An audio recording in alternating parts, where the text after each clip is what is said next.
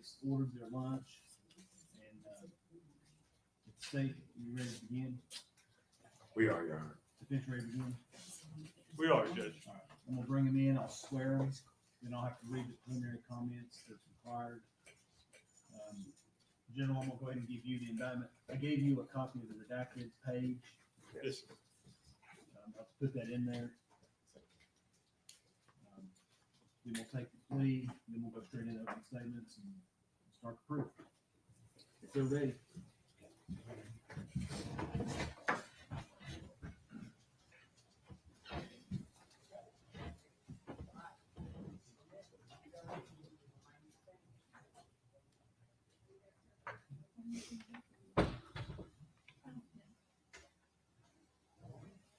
One stand, please.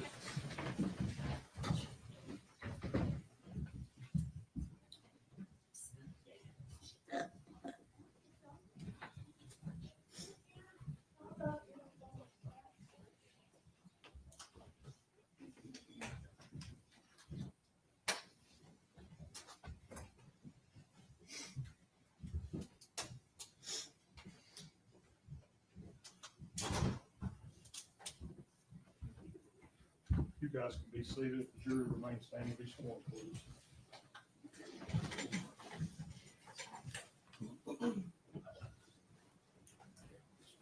Gary, I want to use that chair back there. Okay. Yours. And you can just sit in the roller chair down here on the flat. No, you can stay up there. While they're moving the furniture. If you'll just raise your right hand. Do you solemnly swear or affirm that you will well and truly try the issues to be joined between the state of Tennessee and the defendant and the true verdict rendered thereto according to law and evidence, so help you God? You see.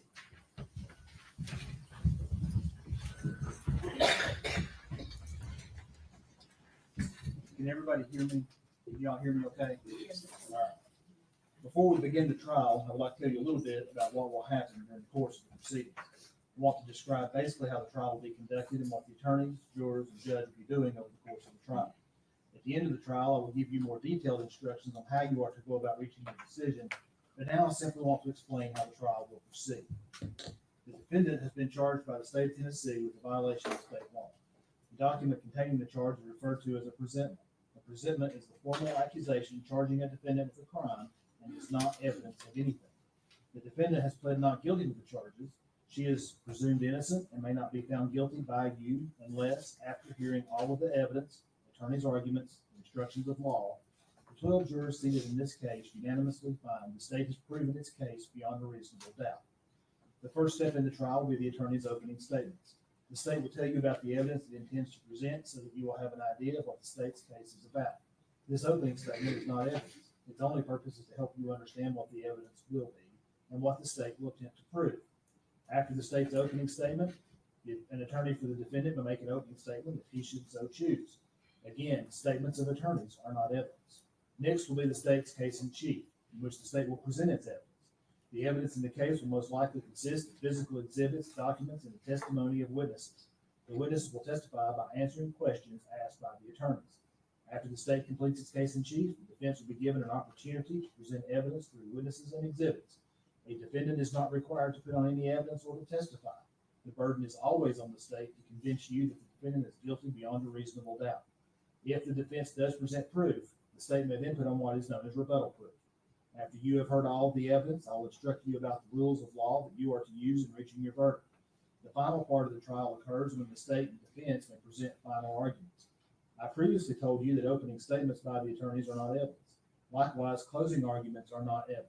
In closing arguments, the parties will attempt to summarize their cases and help you understand the evidence that was presented. After you hear my instructions and the parties' closing arguments, I will select and excuse the alternate jurors, and the final 12 jurors will leave the courtroom together as a group. You will then begin your deliberations to make a decision in the case. Your deliberations will be secret, and you will not be required to explain your verdict to anyone. Now that I have described in outline form the trial itself, let me explain the functions that you and I will perform during the trial. I will decide which rules of law apply to the case. My decision will be reflected in my responses to questions and objections the attorneys raised during the trial, as well as in my final jury instructions. It is your job to determine what the facts are from the evidence. You must then apply the law and my instructions to the facts, and from that application, you'll arrive at a verdict.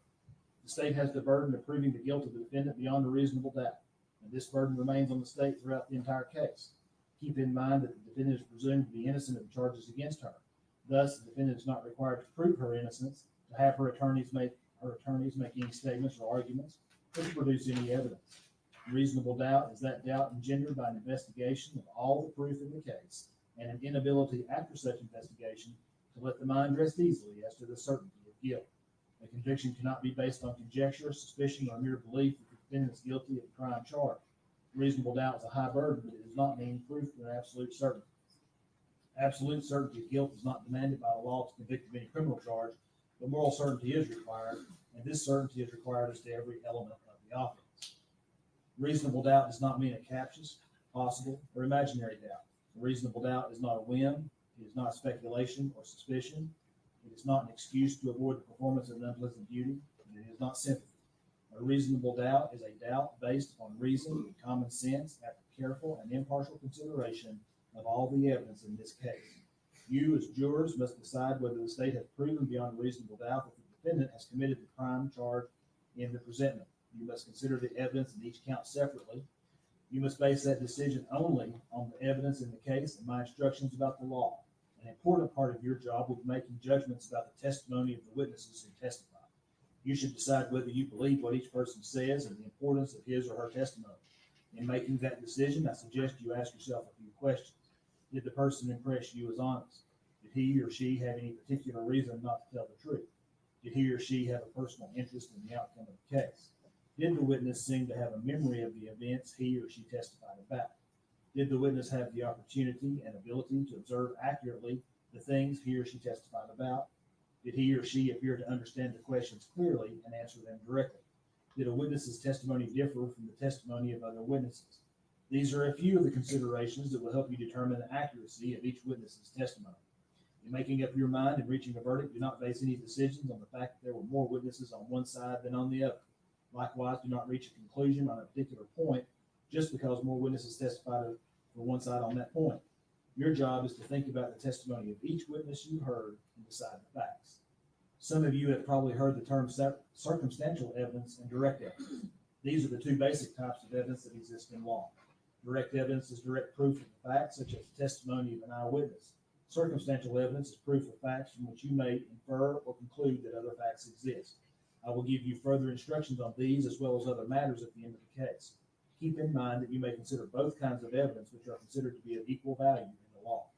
The court will not provide you with a transcript of the testimony at the end of the trial. Therefore, you must listen very carefully to the testimony. Each of you will be allowed to take notes during the trial for your own use during your deliberations. You are not required to take notes. Independent memory can be as accurate as written notes. You will be provided with paper and pen if you decide to take notes. During the course of the trial, you should not talk with any witness, defendant, or attorney involved in this case. Please do not talk with them about any subject whatsoever. You may see them in the hallway or at some other location. If you do, perhaps the best standing rule is not to say anything. You also should not discuss this case among yourselves until I instruct you on the law and you start deliberating at the end of the case. It is important that you wait until all the evidence is received and you have heard all of my instructions on the rules of law before you deliberate among yourselves.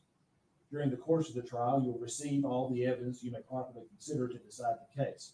Because of this, you should not attempt to do any research on your own or gather any information on your own that you think might be helpful. Do not engage in any outside reading, visit any places mentioned in the case, or try to learn about the case outside of this courtroom in any other manner. I do not know, well, I do know. There will be media reports in the newspapers, on TV, or on the radio about this case. You are not permitted to read, watch, or listen to those reports. You, as jurors, must base your decisions solely on the evidence you hear in the courtroom. At times during the trial, an attorney may make an objection to a question that is asked by another attorney or to an answer that a witness gives. This simply means the attorney is requesting that I make a decision on a particular rule of law. Do not draw any conclusions from the fact that an objection was made or from my ruling on that objection. My rulings only relate to the legal questions that I must determine and should not influence your thinking. If I sustain an objection to a question, the witness will not be permitted to answer the question. Do not attempt to guess what the answer might have been had the witness been permitted to give it. Similarly, if I tell you not to consider a particular statement that was made, You should put that statement out of your mind, and you may not refer to that statement in your later deliberations. You may not ask questions. It is the responsibility of the attorneys to present the evidence. You must decide the case on the evidence presented to you. However, during the course of the trial, I may ask a question or two of the witness. If I do, that does not indicate that I have any opinion about the facts in the case, or that I have any opinion with respect to that witness's credibility. Finally, during the course of the trial, I may have to interrupt the proceedings to confer with the attorneys about the rules of law that should apply. In some cases, we may have bench conferences in the courtroom outside of your hearing, and in some instances, I may ask you to retire to the jury room while we discuss the matter out of your presence. I ask your patience because these interruptions are necessary points in the trial where we have to resolve legal issues. If, after your deliberations, you find the defendant guilty of first-degree murder, we will then proceed to a sentencing, and you will set the punishment. If, after your deliberations, you find the defendant guilty of any other offense or offenses, the court will set the punishment at a separate sentencing hearing. The jury will not be involved in setting the punishment in those offenses. This completes my opening comments to you. We will now proceed with the reading of the presentment. Gentlemen. Thank you, Judge. Presentment, case number S-72-869, State of Tennessee, County of Sullivan. Criminal court charge first-degree murder, count 1. The grand jurors for Sullivan County, Tennessee, being duly impaneled and sworn, upon their oath present and say that Megan Boswell, on or about December 2019, in the state and county aforesaid, and before the finding of this presentment, did unlawfully, feloniously, intentionally, and with premeditation kill Evelyn May Boswell, contrary to Tennessee Code annotated section 39-13-202A1, and against the peace and dignity of the state of Tennessee, signed Barry P. Staubus, District Attorney General. Charge felony murder, count 2. The grand jurors for Sullivan County, Tennessee, being duly impaneled and sworn, upon their oath present and say that Megan Boswell, on or about December 2019, in the state and county aforesaid, and before the finding of this presentment, did unlawfully and feloniously kill Evelyn May Boswell, a human and being, said killing being committed in the perpetration of or attempt to perpetrate the felony crime of aggravated child abuse, contrary to Tennessee Code annotated section 39-13-202A2, and against the peace and dignity of the state of Tennessee, signed Barry P. Staubus, District Attorney General. Charge felony murder, count 3. The grand jurors for Sullivan County, Tennessee, being duly impaneled and sworn, upon their oath present and say that Megan Boswell, on or about December 2019, in the state and county aforesaid, and before the finding of this presentment, did unlawfully and feloniously kill Evelyn May Boswell, a human and being, said killing being committed in the perpetration of or attempt to perpetrate the felony crime of aggravated child neglect, contrary to Tennessee Code annotated section 39-13-202A2, and against the peace and dignity of the state of Tennessee, signed Barry P. Staubus, District Attorney General. Charge aggravated child abuse, count 4. The grand jurors for Sullivan County, Tennessee, being duly impaneled and sworn, upon their oath present and say that Megan Boswell, on or about December 2019, in the state and county aforesaid, and before the finding of this presentment, did unlawfully, feloniously, knowingly, and other than by accidental means, treat Evelyn May Boswell, date of birth November 21st, 2018, a child under 8 years of age, in such a manner as to inflict serious bodily injury, contrary to Tennessee Code annotated section 39-15-402, a Class A felony, and against the peace and dignity of the state of Tennessee, signed Barry P. Staubus, District Attorney General. Charge aggravated child neglect, count 5.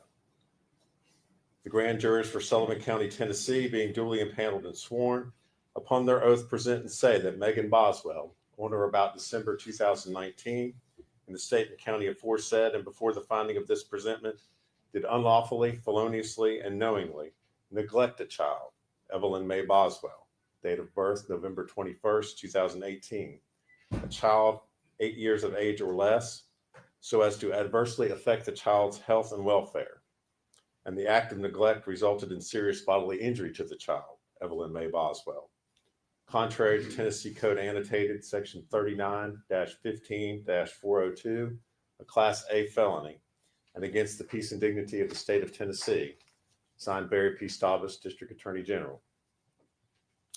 Charge, tampering with evidence, count 6.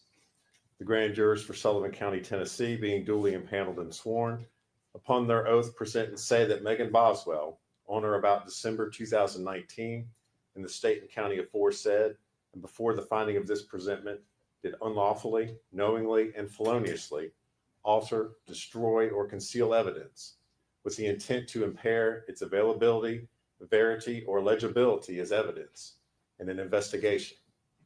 The said Megan Boswell, knowing that an investigation was pending or in progress, contrary to Tennessee Code Annotated Section 39-16-503, a Class C felony, and against the peace and dignity of the state of Tennessee, signed Barry P. Stavas, District Attorney General.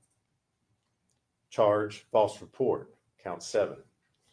The grand jurors for Sullivan County, Tennessee, being duly impaneled and sworn, upon their oath present and say that Megan Boswell, on or about February 18th, 2020, in the state and county aforesaid and before the finding of this presentment, did unlawfully, knowingly, and feloniously make a statement in response to a legitimate inquiry by Sullivan County Sheriff's Detective Tracy Haraz, a law enforcement officer, concerning a material fact about an offense or incident within the officer's concern, to wit, the disappearance of the defendant's infant daughter, Evelyn Boswell, knowing that the statement was false and with the intent to obstruct or hinder the officer from preventing the offense or incident from occurring or continuing to occur. The said false statement concerning Evelyn Boswell and the defendant's claim that her infant child was with the child's father, Ethan Perry, contrary to Tennessee Code Annotated Section 39-16-502, a Class D felony, and against the peace and dignity of the state of Tennessee, signed Barry P. Stavas, District Attorney General. Charge, false report, count 8. The grand jurors for Sullivan County, Tennessee, being duly impaneled and sworn, upon their oath present and say that Megan Boswell, on or about February 18th, 2020, in the state and county aforesaid and before the finding of this presentment, did unlawfully, knowingly, and feloniously make a statement in response to a legitimate inquiry by Sullivan County Sheriff's Detectives Michelle Gillum and Tracy Haraz, law enforcement officers, concerning a material fact about an offense or incident within the officer's concern, to wit, the disappearance of the defendant's infant daughter, Evelyn Boswell, knowing that the statement was false and with the intent to obstruct or hinder the officer from preventing the offense or incident from occurring or continuing to occur.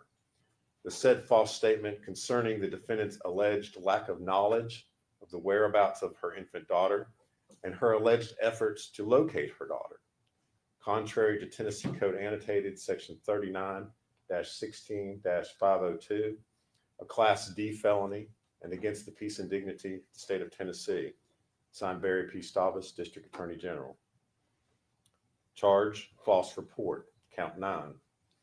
The grand jurors for Sullivan County, Tennessee, being duly impaneled and sworn, upon their oath present and say that Megan Boswell, on or about February 18th, 2020, in the state and county aforesaid and before the finding of this presentment, did unlawfully, knowingly, and feloniously make a statement in response to a legitimate inquiry by Sullivan County Sheriff's Detective Lieutenant Steve Williams, a law enforcement officer, concerning a material fact about an offense or incident within the officer's concern, to wit, the disappearance of the defendant's infant daughter, Evelyn Boswell, knowing that the statement was false and with the intent to obstruct or hinder the officer from preventing the offense or incident from occurring or continuing to occur. The said false statement concerning the alleged last physical contact that the defendant had with her infant daughter and Ethan Perry's alleged refusal to respond to her text and voicemails regarding her daughter following an argument with Ethan Perry about the custody arrangements concerning her daughter. Contrary to Tennessee Code Annotated, Section 39-16-502, a Class D felony, and against the peace and dignity of the state of Tennessee, signed Barry P. Stavas, District Attorney General. Charge, false report, count 10. The grand jurors for Sullivan County, Tennessee, being duly impaneled and sworn, upon their oath present and say that Megan Boswell, on or about February 18th, 2020, in the state and county aforesaid and before the finding of this presentment, did unlawfully, knowingly, and feloniously make a statement in response to a legitimate inquiry by Sullivan County Sheriff's Detective Captain Joey Strickler, a law enforcement officer, concerning a material fact about an offense or incident within the officer's concern, to wit, the disappearance of the defendant's infant daughter, Evelyn Boswell, knowing that the statement was false, and with the intent to obstruct or hinder the officer from preventing the offense or incident from occurring or continuing to occur. The said false statement concerning the defendant's alleged last physical contact with her infant daughter and the defendant's alleged lack of knowledge of the whereabouts of her infant daughter, even though she had concerns that her daughter was possibly injured. Contrary to Tennessee Code Annotated, Section 39-16-502, a Class D felony, and against the peace and dignity of the state of Tennessee, signed Barry P. Stavas, District Attorney General. Charge, false report, count 11. The grand jurors for Sullivan County, Tennessee, being duly impaneled and sworn, upon their oath, present and say that Megan Boswell, on or about February 19th, 2020, in the state and county aforesaid and before the finding of this presentment, did unlawfully, knowingly, and feloniously make a statement in response to a legitimate inquiry by Federal Bureau of Investigation agents Jeff Blanton and Todd Wilcox, law enforcement officers, concerning a material fact about an offense or incident within the officer's concern, to wit, the disappearance of the defendant's infant daughter, Evelyn Boswell, knowing that the statement was false and with the intent to obstruct or hinder the officer from preventing the offense or incident from occurring or continuing to occur. The said false statement concerning the alleged time frame of when the defendant gave her infant daughter to Ethan Perry to keep, since she could not handle her daughter anymore, and Ethan Perry's alleged threats to take the defendant to court to address the custody of their daughter. Contrary to Tennessee Code Annotated, Section 39-16-502, a Class D felony, and against the peace and dignity of the state of Tennessee, signed Barry P. Stavas, District Attorney General. Charge, false report, count 12. The grand jurors for Sullivan County, Tennessee, being duly impaneled and sworn, upon their oath present and say that Megan Boswell, on or about February 20th, 2020, in the state and county aforesaid and before the finding of this presentment, did unlawfully, knowingly, and feloniously make a statement in response to a legitimate inquiry by Sullivan County Sheriff's Detective Captain Joey Strickler, a law enforcement officer, concerning a material fact about an offense or incident within the officer's concern, to wit, the disappearance of the defendant's infant daughter, Evelyn Boswell, knowing that the statement was false and with the intent to obstruct or hinder the officer from preventing the offense or incident from occurring or continuing to occur. The said false statement concerning the defendant's alleged claim that she last saw her infant daughter in the custody of Ethan Perry on December 26, 2019, and that she had not contacted the police to report her missing child on the advice of Angela Boswell, the defendant's mother. Contrary to Tennessee Code Annotated, Section 39-16-502, a Class D felony, and against the peace and dignity of the state of Tennessee, signed Barry P. Stavas, District Attorney General. Charge, false report, count 13. The grand jurors for Sullivan County, Tennessee, being duly impaneled and sworn, upon their oath present and say that Megan Boswell, on or about February 20th, 2020, in the state and county aforesaid and before the finding of this presentment, did unlawfully, knowingly, and feloniously make a statement in response to a legitimate inquiry by Tennessee Bureau of Investigation Agent David Gratz and Sullivan County Sheriff's Detective Sergeant Matt Price, law enforcement officers, concerning a material fact about an offense or incident within the officer's concern, to wit, the disappearance of the defendant's infant daughter, Evelyn Boswell, knowing that the statement was false and with the intent to obstruct or hinder the officer from preventing the offense or incident from occurring or continuing to occur. The said false statement concerning the defendant's mother, Angela Boswell, possibly having her infant daughter, but refusing to share with the defendant the location of her daughter and whether she had custody of the defendant's daughter. Contrary to Tennessee Code Annotated, Section 39-16-502, a Class D felony, and against the peace and dignity of the state of Tennessee, signed Barry P. Staubus, District Attorney General. Charge, false report, count 14.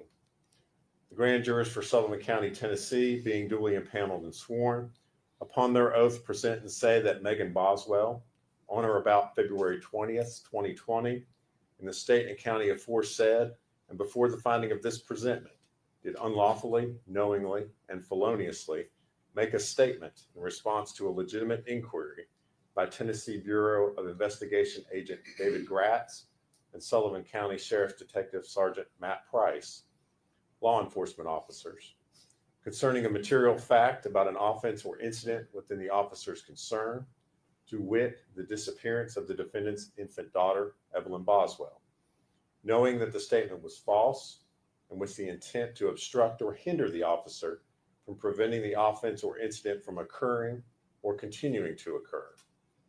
The said false statement concerning the defendant's mother, Angela Boswell, allegedly having taken her infant daughter in mid-December of 2019 and refusing to tell the defendant of her daughter's location, and that she allegedly did not call the police to report her infant daughter missing out of fear that her mother, Angela Boswell, would harm Evelyn Boswell. Contrary to Tennessee Code Annotated, Section 39-16-502, a Class D felony, and against the peace and dignity of the state of Tennessee, signed Barry P. Staubus, District Attorney General. Charge, false report, count 15. The grand jurors for Sullivan County, Tennessee, being duly impaneled and sworn, upon their oath present and say that Megan Boswell, on or about February 20th, 2020, in the state and county aforesaid and before the finding of this presentment, did unlawfully, knowingly, and feloniously make a statement in response to a legitimate inquiry by Tennessee Bureau of Investigation Agent David Gratz and Sullivan County Sheriff's Detective Sergeant Matt Price, law enforcement officers, concerning a material fact about an offense or incident within the officer's concern, to wit, the disappearance of the defendant's infant daughter, Evelyn Boswell, knowing that the statement was false and with the intent to obstruct or hinder the officer from preventing the offense or incident from occurring or continuing to occur. The said false statement concerning the defendant's mother, Angela Boswell, having allegedly taken her infant daughter because Angela Boswell believed that the defendant owed her money, and that the defendant's mother, Angela Boswell, had allegedly told her that Evelyn Boswell would not be returned to the defendant until the money was paid. Contrary to Tennessee Code Annotated, Section 39-16-502, a Class D felony, and against the peace and dignity of the state of Tennessee, signed Barry P. Staubus, District Attorney General. Charge, false report, count 16. The grand jurors for Sullivan County, Tennessee, being duly impaneled and sworn, upon their oath present and say that Megan Boswell, on or about February 21st, 2020, in the state and county aforesaid and before the finding of this presentment, did unlawfully, knowingly, and feloniously make a statement in response to a legitimate inquiry by Tennessee Bureau of Investigation Agent David Gratz and Sullivan County Sheriff's Detective Sergeant Matt Price, law enforcement officers, concerning a material fact about an offense or incident within the officer's concern, to wit, the disappearance of the defendant's infant daughter, Evelyn Boswell, knowing that the statement was false and with the intent to obstruct or hinder the officer from preventing the offense or incident from occurring or continuing to occur. The said false statement concerning her mother, Angela Boswell, allegedly having Evelyn Boswell at an unknown location, and that despite the efforts of the defendant to find her infant daughter, she allegedly did not know the whereabouts of her infant daughter and did not have any additional information to provide to law enforcement in their attempts to find the missing child. Contrary to Tennessee Code Annotated, Section 39-16-502, a Class D felony, and against the peace and dignity of the state of Tennessee, signed Barry P. Staubus, District Attorney General. Charge, false report, count 17. The grand jurors for Sullivan County, Tennessee, being duly impaneled and sworn, upon their oath present and say that Megan Boswell, on or about February 23rd, 2020, in the state and county aforesaid, and before the finding of this presentment, did unlawfully, knowingly, and feloniously make a statement in response to a legitimate inquiry by Tennessee Bureau of Investigation Assistant Agent in Charge, Chris Wilhoit, a law enforcement officer, concerning a material fact about an offense or incident within the officer's concern, to wit, the disappearance of the defendant's infant daughter, Evelyn Boswell. Knowing that the statement was false, and with the intent to obstruct or hinder the officer from preventing the offense or incident from occurring or continuing to occur. Concerning the defendant's mother, Angela Boswell, allegedly having given the defendant's infant daughter, Evelyn Boswell, to another person who Angela Boswell refused to name, and that her infant child was safe and would have a better life with the unknown person than with the defendant. Contrary to Tennessee Code Annotated, Section 39-16-502, a Class D felony, and against the peace and dignity of the state of Tennessee, signed Barry P. Staubus, District Attorney General. Charge, abuse of a corpse, count 19. The grand jurors for Sullivan County, Tennessee, being duly impaneled and sworn, upon their oath present and say that Megan Boswell, on or about December 2019, in the state and county aforesaid, and before the finding of this presentment, did unlawfully, knowingly, and feloniously, and without legal privilege, physically mistreat a corpse in a manner offensive to the sensibilities of an ordinary person, contrary to Tennessee Code Annotated, Section 39-17-312, a Class E felony, and against the peace and dignity of the state of Tennessee, signed Barry P. Staubus, District Attorney General. Charge, failure to report a death under suspicious, unusual, or unnatural circumstances, count 20.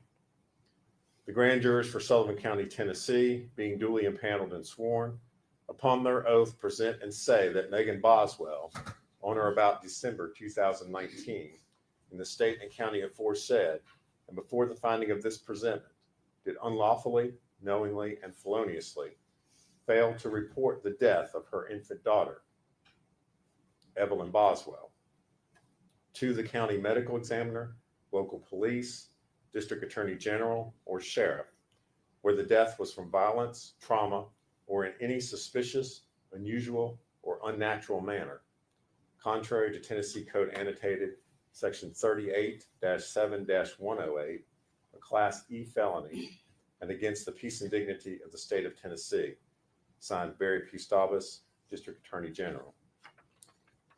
True bill was returned 22nd day of May 2024, and it's signed Sally Sierra, foreman of the grand jury. Mr. Scott, how does Ms. Boswell plead to each count? Defendant pleads not guilty in every count. Thank you, sir. Approach. General, we have opening statements? Yes, Your Honor. Go ahead.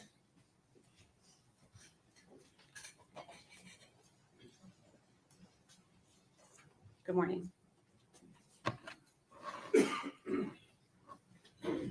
Today we're going to talk about Evelyn Boswell for a few minutes.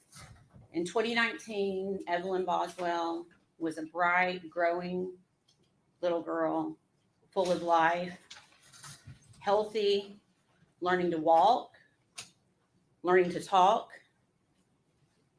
doing all the things that a 12-month-old child would do. Which means today, 5 years later, Evelyn Boswell would be 6 years old. She would be possibly in kindergarten, learning to read, maybe taking her first ballet class or her first soccer game, learning to tie her shoes, all of the things that we think of that are firsts for 6-year-old children. But based upon the last 2 days of our jury selection, we all know that Evelyn Boswell is not going to do any of those things.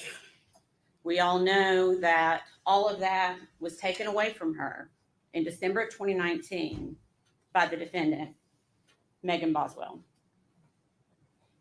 And her life wasn't just cut short. It's not just a tragedy. Her life was violently ripped away from her. And we can all agree that it's a shock. It's a tragedy when a child dies. It's upsetting. It upsets all of us. You'll hear phrases like gone too soon. What a tragedy. A child has such a life ahead of them. And a lot of times it is a tragedy. And in this case, it's a tragedy too. But in this case, it was a preventable tragedy. There's so much more to this story that you are going to hear. Because Evelyn did not have to die. Evelyn could be here today. And so today, 5 years later, we are asking you to give justice to Evelyn Boswell. During this trial, you will learn that the one person, Evelyn's mother, Megan Boswell, who was entrusted more than anyone else to take care of her, to keep her safe, to protect her, that she failed her in the worst possible way.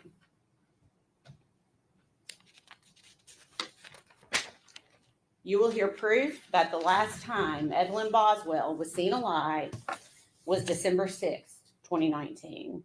You're going to hear that date a few times during this trial. That is the last time that Evelyn Boswell was seen alive. And that was just a few weeks after her first birthday. And you're going to hear from many witnesses who saw Evelyn frequently, saw her all the time, family members, Megan Boswell's friends, that all of a sudden are like, where's Evelyn? Where's Evelyn? We're not seeing. They're concerned.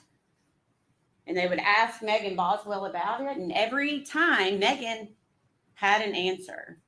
Megan concocted a story. And I'm not going to tell you now what she said. You're going to hear that in the proof. But she told all kinds of different stories, depending on the person that she was talking to. And you will hear from those witnesses today. But you will hear, or this week, but you will hear there was concern. But, you know, they knew Megan. They thought they knew Megan, I should say. And so they wanted to trust that what she was telling them was the truth. But it was not the truth. So after December, what happens next? We have Christmas, New Year's. Where's Evelyn? There is no Evelyn. You will not see any proof that Evelyn was seen at Christmas, New Year's. Then we jump to January. The entire month of January 2020, 31 days. Where's Evelyn? There's no Evelyn. People are really starting to get concerned, and Megan Boswell continues to concoct stories of where Evelyn is to try to help people make sense so she can keep this going. The entire month of February 2020. Where's Evelyn?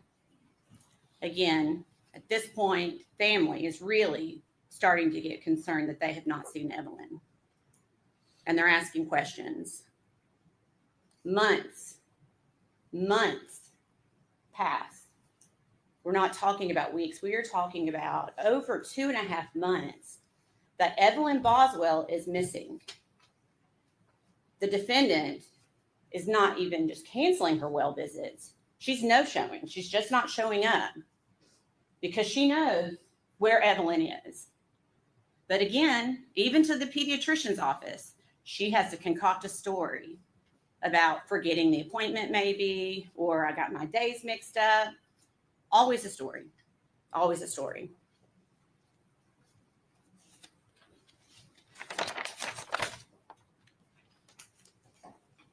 So we know now, we did not know then, but we know now that from early December, Evelyn Boswell, even though it had not been reported by Megan Boswell, Evelyn Boswell was a missing child from early December until almost the end of February. She was a missing child. And the only person who knew that, the person who was entrusted to take care of her the most, is the only person who knew that Evelyn was actually missing. And she just left it unreported. Over 2 months later, finally, Megan Boswell's dad, Tommy Boswell, finally essentially puts an ultimatum down on his daughter and says, I'm tired of the stories. If you don't show me my grandchild by the next day, I'm essentially calling the police. Well, Megan knew she could not do that, and she did not do that. And Tommy Boswell finally was the one to report Evelyn missing on February 18th of 2020. Finally, law enforcement gets involved. The Tennessee Bureau of Investigation gets involved. The FBI gets involved. All hands on deck to find this missing child. She's finally reported missing. But it's important to note that it was not Megan Boswell that reported her child missing.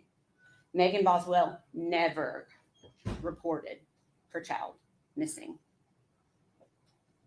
So you're going to hear from December of 2019 until February of 2020, when it's finally reported, that the defendant's biggest believable story, that really is probably what kept the family from reporting earlier, is she was saying that Evelyn was with her father, Ethan Perry. And you'll hear a lot about Ethan Perry, and you'll get to hear from Ethan Perry yourselves. Ethan Perry is actually not Evelyn's father, but Megan led him to believe that he was the father. And everyone, for all purposes, also believed Ethan Perry was the father. So to the family, they're like, well, that's good. He's stepping up. The father's stepping up. That's good. We're proud of him. And that is the story that Megan Boswell told mostly to her family, to her friends. You were going to hear a lot of testimony about her just telling everyone that Ethan Perry has gotten Evelyn. First, you'll hear that they're trading weeks, but doesn't make sense because people are still not seeing Evelyn. So then Megan took it one step further, where he took her to court and got emergency custody, blaming her for something. And again, not true. There was never court. There were no documents. Juvenile court was never involved. It was just another story that Megan Boswell was telling because she knew where Evelyn was, and she had to keep perpetuating this lie.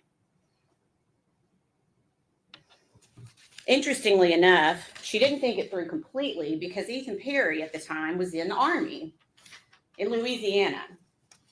He lived in barracks, and I think we all understand and know that in the barracks, there's not going to be a toddler running around. But Megan Boswell, in perpetuating that story, she didn't care. She got the entire Army involved in this to go investigate this poor guy who was trying to serve our country in Louisiana, pulling him out of his duty. I can't imagine the chaos that caused, all because Megan Boswell wanted to perpetuate this lie. And Ethan Perry didn't even see Evelyn in December. You will hear that he came in to visit his grandparents on leave. He never saw Evelyn Boswell over Christmas or over December. We all know why now. But at the time, Megan again tells the story. Evelyn has the flu. She can't come. And you will hear the testimony that no one, not Ethan Perry or anyone else, saw Evelyn Boswell in December. The hard part. from early December of 2019 until later when her body was found, Evelyn was always in the same place. And Megan Boswell knew that. Megan Boswell knew that because she is the one that put Evelyn there. She placed Evelyn's body in a kitchen trash can, her own trash can from her home, from the trailer that she shared with Evelyn. And she hid that trash can in her own childhood playhouse on her father's property, a playhouse that you will see no one has been in for a very long time, and that it was Megan's. It was personal to Megan, not to anyone else. And you're going to hear that Evelyn was put into the trash can upside down is the best way to describe it, head down, in a bag of trash filled with food debris, broken eggs, her body just placed in there by the defendant. You will see that there was a blanket tightly wrapped around Evelyn's body, pulled up over her face, and quite a bit of aluminum foil then wrapped around her head.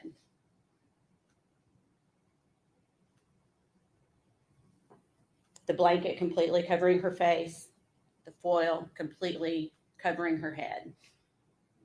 Upside down in a trash can, still in her purple fleece onesie and diaper.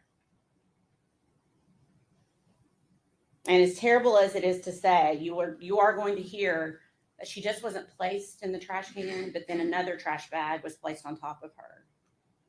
And that trash bag was shoved down into the trash can, compressing Evelyn into the trash can. That's what we're dealing with today. And you're going to hear proof that directly links only one person to this crime, this horrendous crime. You are going to hear that the only person linked to this crime is sitting at this table right here. You're going to hear it from many witnesses. You're going to hear all of the stories that she concocted, the lies that she told.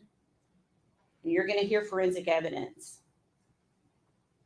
that links the defendant, Megan Boswell, and only the defendant, Megan Boswell, to this crime.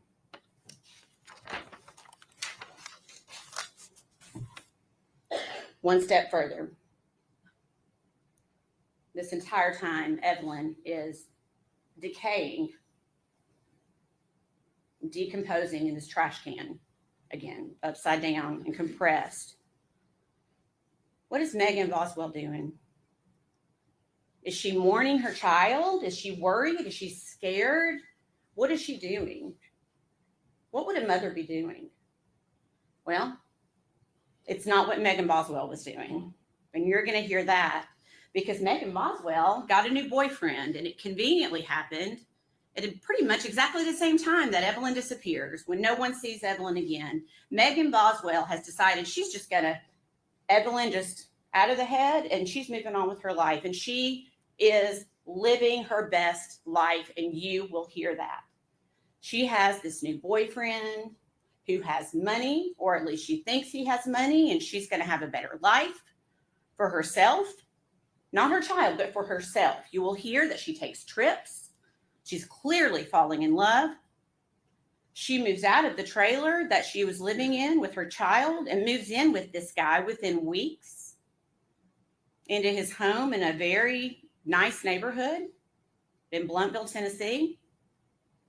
You are going to hear testimony that Megan Boswell is taking trips to Gatlinburg, to Pigeon Forge, staying at Margaritaville Hotel, all while her child is upside down, decomposing in a trash can. You will never hear that Megan Boswell was upset, mourning her child, crying, All she does is continue to concoct lies to cover up what she did. Is that what a mother does?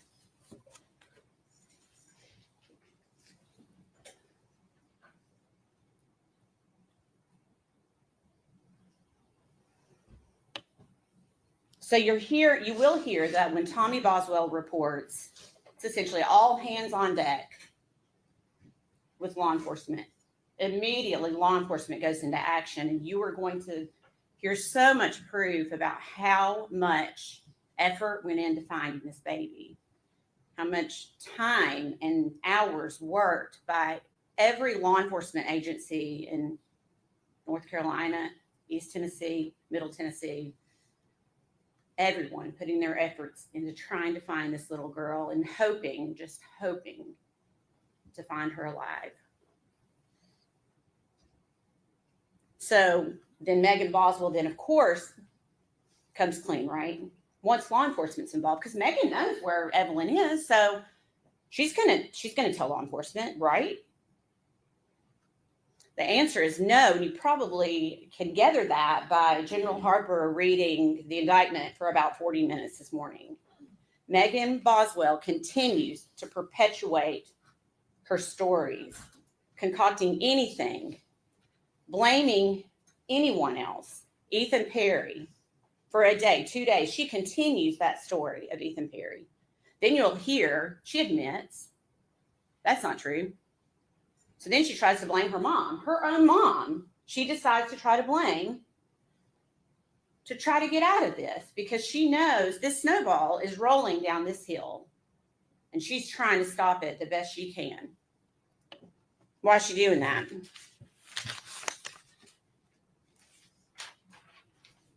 It's because she knows that she brutally murdered her child and she's trying to cover it up. And maybe she had that hope that Evelyn would never be found. And even to this day, 5 years later, Evelyn would still be a missing child. The defense said something really interesting in jury selection yesterday afternoon that I want to touch on. He said to you, you only have one chance to get this right. Do you remember that? Then he said, Megan only has one chance to get this right. Do you remember that?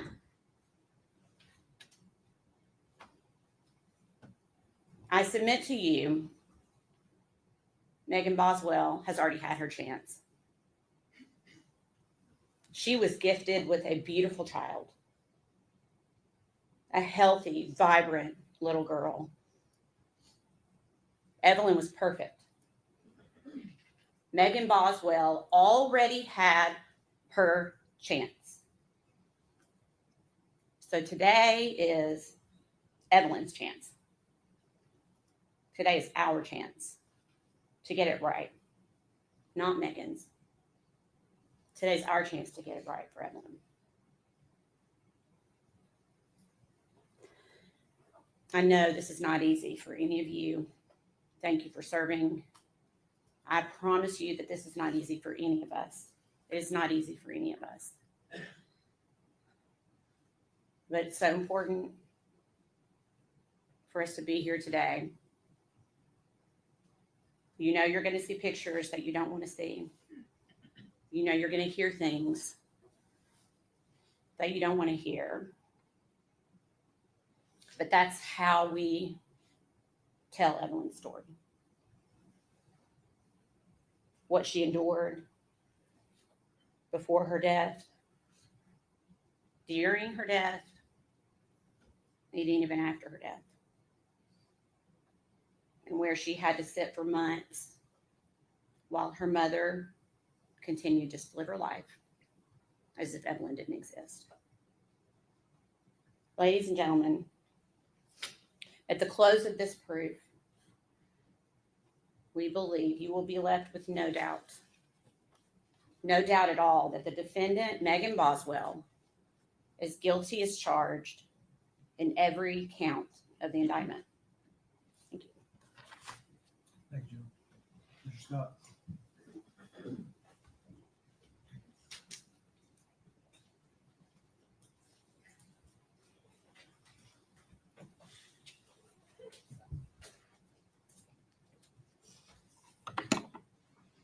Morning. She's right about some things. This is a terrible situation. There's a child, 13-month-old child, dead in a trash can.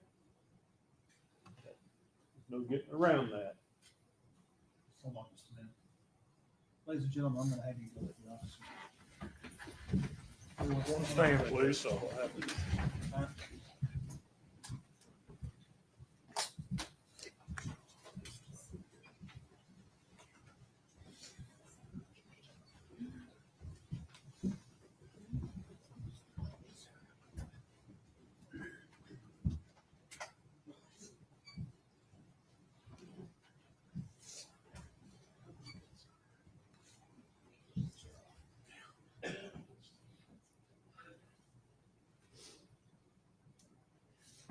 Maybe seated, thank you. Who are you with? All right. Are you the designated still photographer? Yes, sir. If that flash goes off again, you'll have 10 days in jail. Sorry. The order's very clear. Yes, Your There'll Honor. be no lights, there'll be no flash. That's disruptive to the jury, that's disruptive to the lawyers, that's disruptive to this process, and I'm not even kidding. If I see another light, whoever it comes from will immediately be held in criminal contempt of this court and taken to a jail for 10 days. Yes, Your Honor, I'm sorry. I have it on not flash on my settings. Well, I it mean, went off because it was right in my face.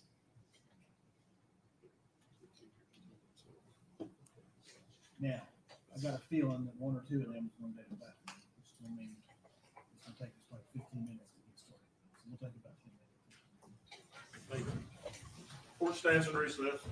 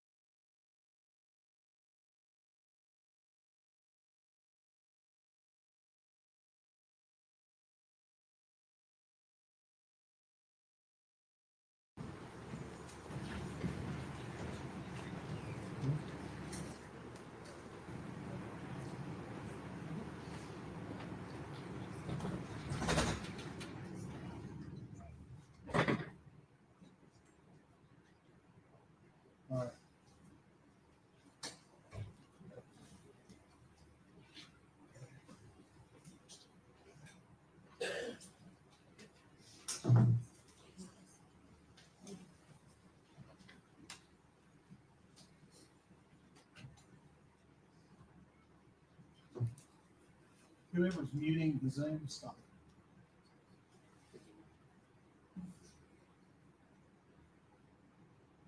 it. I'll be in charge of muting the Zoom.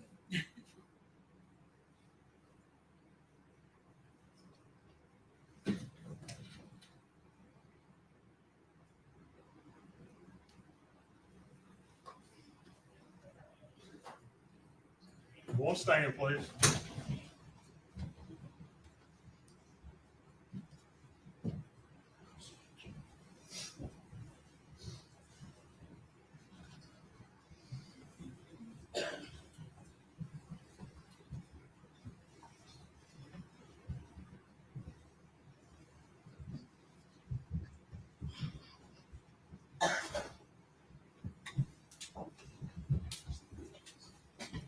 You may be seated. Thank you. Ladies and gentlemen, I apologize for the courageous. And I just want you to know that wasn't the fault of any of the lawyers or the parties. It was just a procedural issue I had to take care of. Okay? Now, Mr. Scott, I believe you were about to begin your opening statement.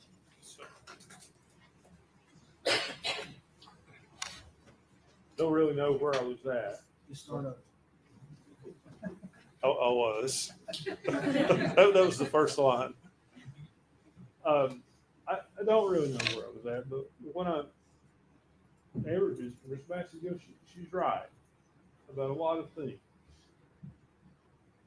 I mean, there's not a person in this courtroom that wants to be here discussing a dead child. Nobody. Not you all, not me. But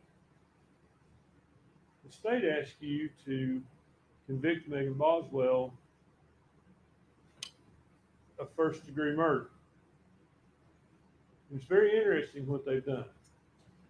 They've asked you to convict Megan Boswell of first-degree murder in 3 different ways. They've asked you to find that it's a premeditated and intentional killing of her child. And then they're asking you to find that it's a murder that is perpetrated as part of child abuse. And then they're saying, well, if it's not that, surely it's because of child neglect. That's a problem.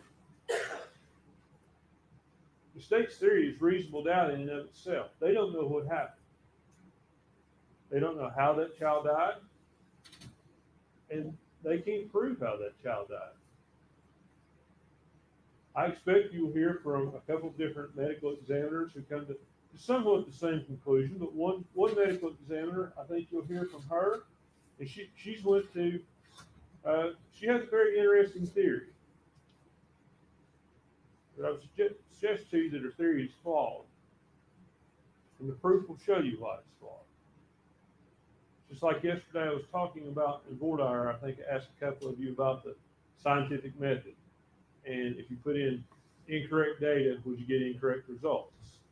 And you will, if it's data significant. The state asks you, I anticipate this medical examiner, based on her testimony in another hearing, is going to say that this child was alive when it was placed in the trash can. But then again, the state says Megan's guilty of abuse of a corpse. Those theories are not consistent. They're not consistent with this. What the state hasn't talked to you about is the possibility of what if this was accidental? What if Megan or Hunter Wood rolled over on that child in the bed? And I find this unreasonable, honestly. I find it unreasonable that you roll over on your child in the bed and you don't call 911. But I'm 49 years old. I practiced law for close to 25 years.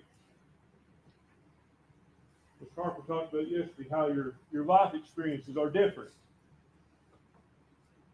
But mine are certainly different than Megan's. When this child died, she was 18 years old. Now, You heard about what a great father Tommy Boswell was, and how involved he was. What you didn't hear is Megan had that child because while she was in foster care. That's how involved Tommy Boswell was. She was in foster care when she had the child. I think you'll hear a lot in this trial about how she came up. And I like to tell people, and I do tell people, I've never had a hard day in my life. I've never went hungry. I've never not had a place to live. I've never fought a war, and I've never lost a child. And I can't put myself in the position of someone who has lost a child. But that's what I'm going to ask you to do. Put yourself in Megan Boswell's position. She's 18 years old. She's got an older boyfriend. We expect the proof will be that he tells her, don't involve me with this. I don't want to be involved. Because they're scared they're going to get charged with something. That's going to be the proof in this case. And my reaction and your reaction would be different. I would certainly call 911. But I'm not 18 years old. And sometimes I think back to myself and I say, I would have called 911 at 18 years old. And I probably would. But I know a lot of people at 18 years old that wouldn't. Their life experiences are different. Their maturity is different. If any of you have kids, some of you probably know that.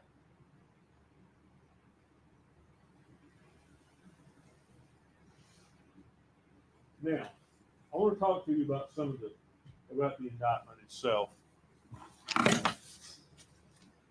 We entered a not guilty plea to each and every count, but we're persistent in that. But that probably seems disingenuous to some of you all about certain things, and I want to explain why.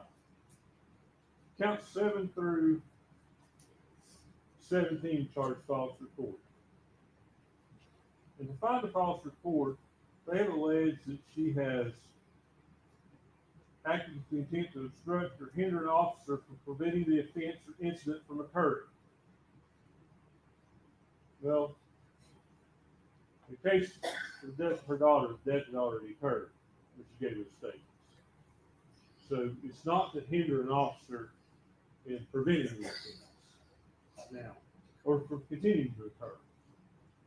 That's the first thing. So you have to determine, is she criminally responsible? Did she lie to the police? She absolutely lied to the police. I'm not contesting that. Some of the stuff she said, again, are an 18-year-old girl scared to death, talking to a TBI agent, talking to a police officer, and trying to explain this. She doesn't want to get in trouble. It doesn't mean she murdered her child. It doesn't mean she killed her child. What it means is that's her perception that she's going to get in trouble for this. And despite all the assertions to the contrary by the state,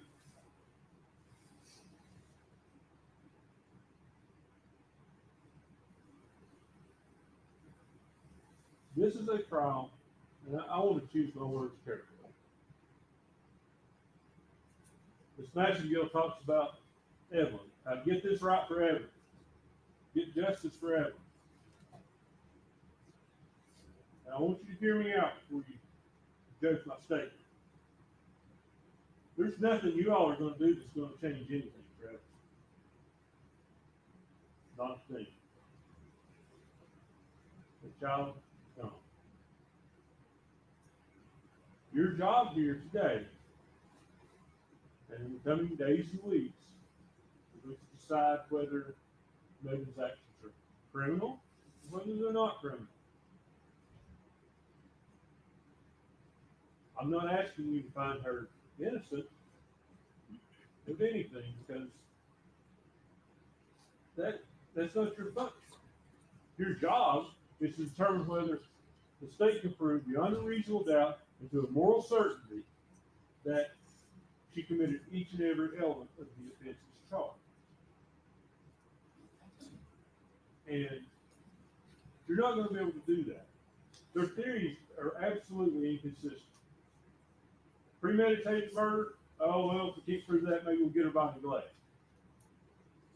And I would suggest to you that the investigation into this case, once it focused on Megan Boswell, it focused on Megan Boswell.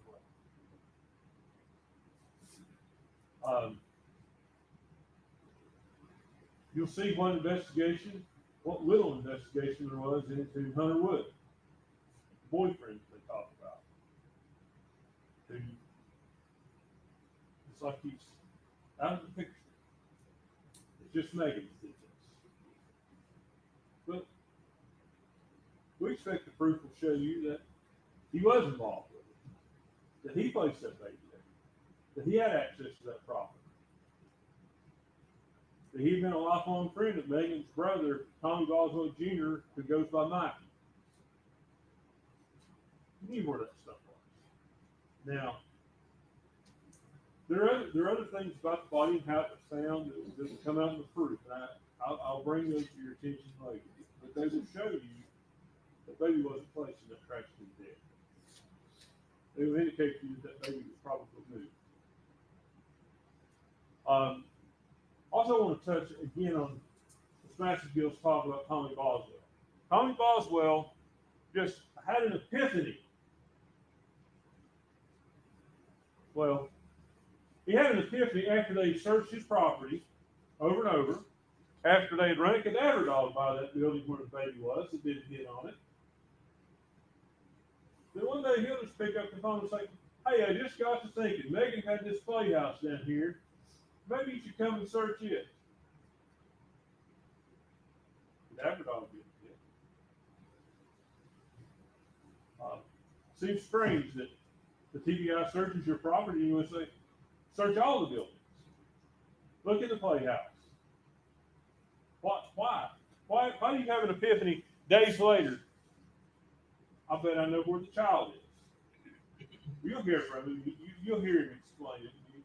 You can make your determination if you believe it. But ultimately,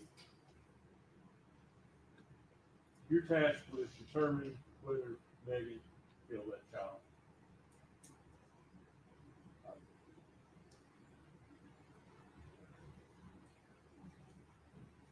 The child could have died sudden death syndrome. It's on the upper range of sudden death syndrome, but it's still there. And that child, I think that child's date of birth is the middle of November. So when we say a 13-month-old child, the child was barely 13 months. Could have died from that. It could have died from some of the wrong milking, as I believe. Just negative. And certainly, disposing of that body the way it was disposed of is not excusable. It doesn't excuse anything. It doesn't make it right. It doesn't mean she's right. It doesn't mean that. I want to talk to you about, there's a last count that we pled not guilty to on abuse or failure to report a suspicious death. And as indicted,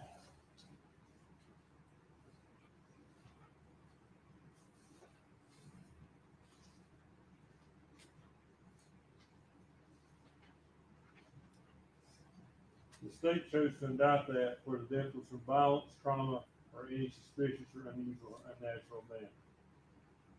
Now,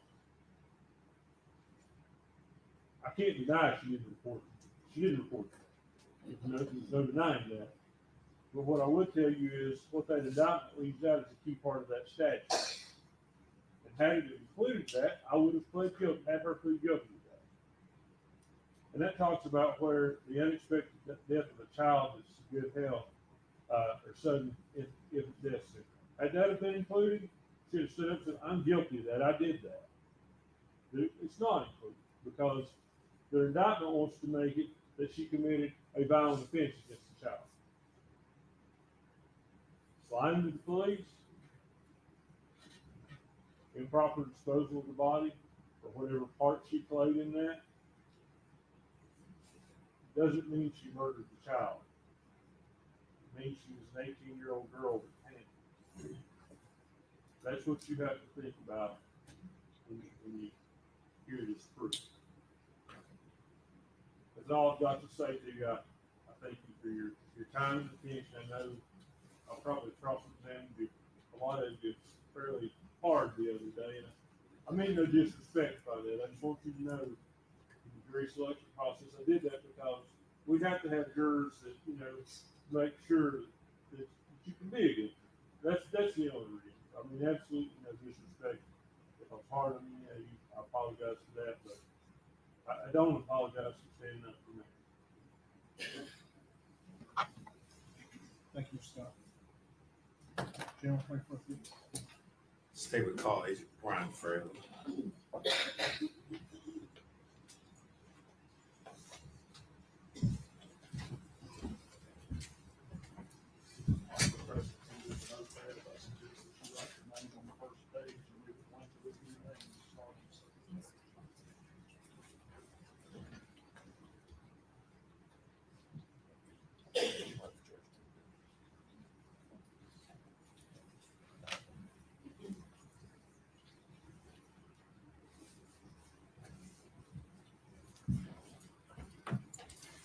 Raise your right hand, please, forward, please. State your name. Brian Frank. Solemnly swear affirm testimony about to give you the truth, the whole truth, and nothing but the truth. Yes, sir, I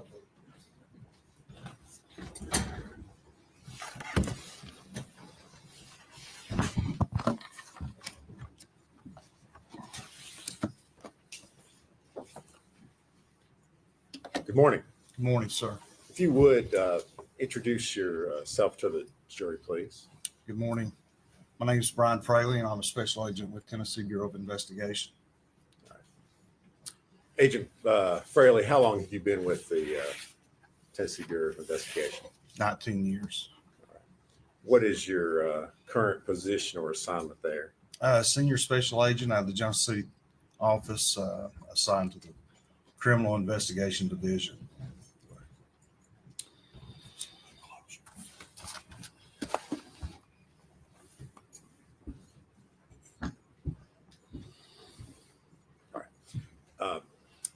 Agent Fraley, were you called upon to assist in the investigation into the disappearance and subsequently the death of Evelyn Boswell? Yes, sir, I was. All right. And do you remember when that was that you were called out to assist in that? Yes, sir. It was February 19th of 2020. Okay.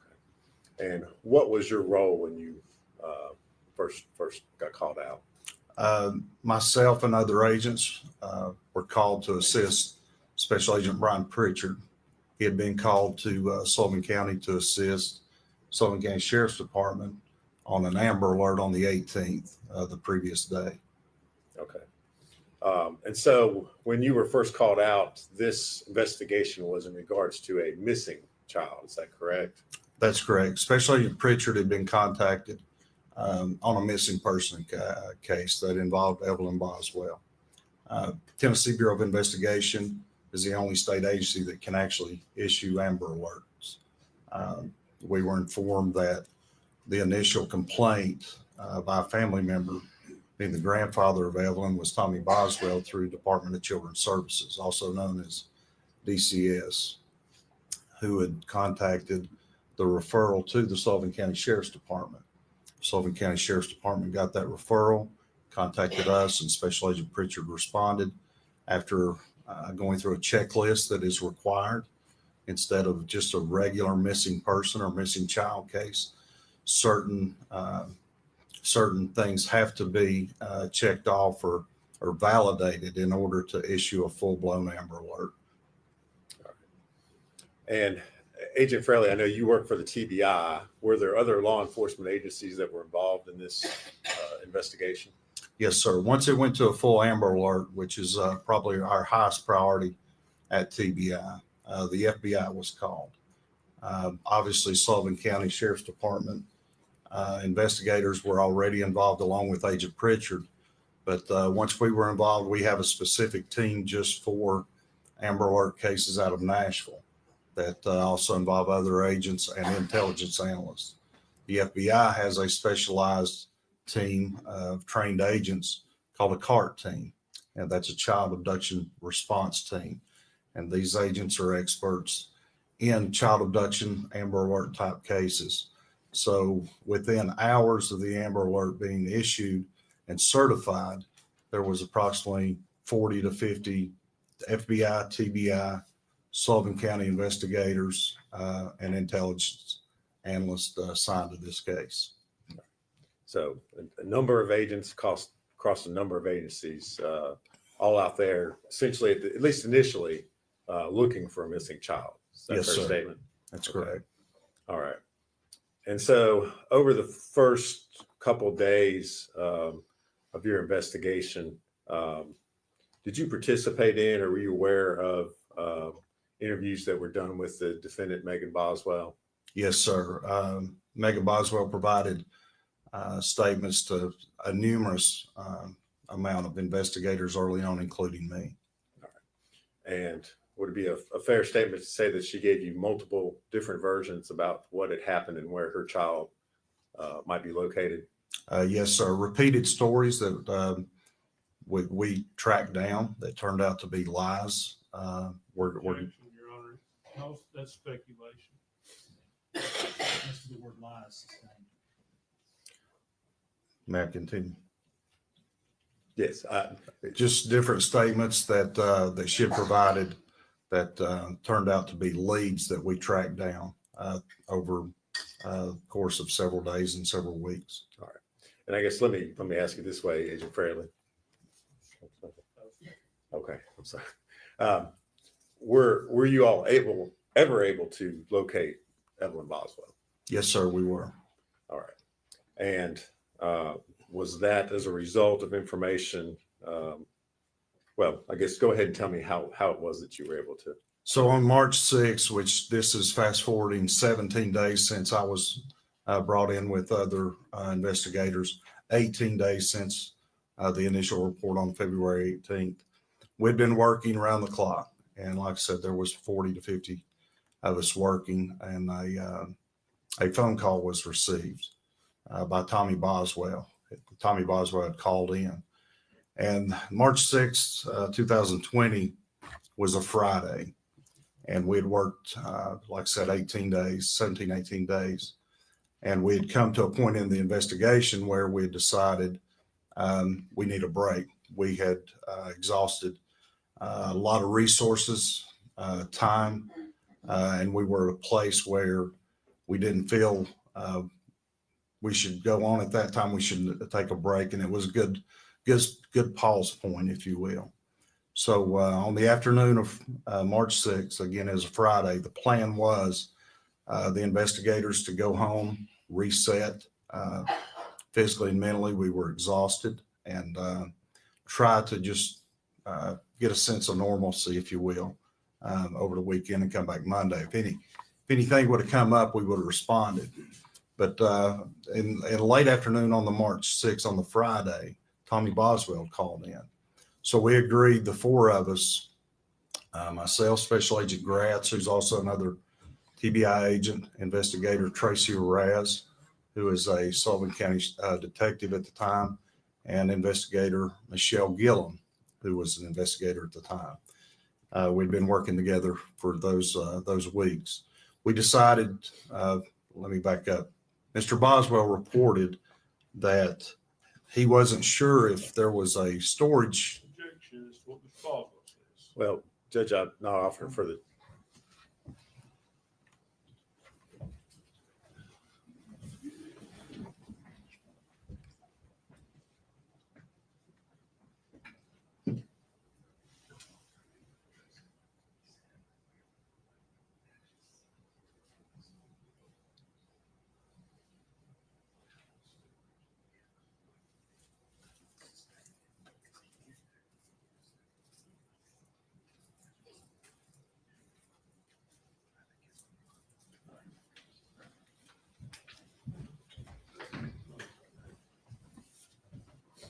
Sustained. Agent Fraley, as a result of the call that you got, and let's step back a little bit. Tommy Boswell is the defendant's father. Is that correct? Yes, Megan's father and Evelyn's grandfather. All right. As a result of a phone call that you received from Mr. Boswell, what did you all do next? We went to Mr. Boswell property located on Muddy Creek to conduct a search there. All right. Is that property located in Sullivan County? Yes, sir. All right. I think it's 539 All right. Muddy Creek Road. All right. Agent Fraley, in the course of your investigation while you were out there, did you create a sketch or diagram of the Boswell property? Yes, sir, I did. All right. If I could, I'm going to hand you a document, ask you if you can identify what's shown.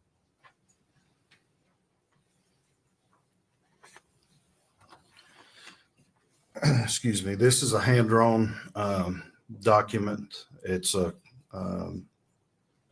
sketch of like an aerial view of the property there at Mr. Boswell's at 539 Muddy Creek Road, Bluntville, Tennessee. All right. And does that diagram accurately show the layout or the placements of various sheds, outbuildings, trailers, roadways there on the property? Yes, sir, it does. All right. Judge, we would move to make that exhibit number 6. Any objection? No, sir. We fully think it's it. And if we could, I'd like to publish that to the jury.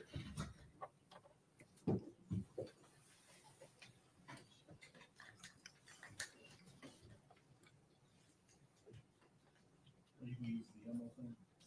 Well,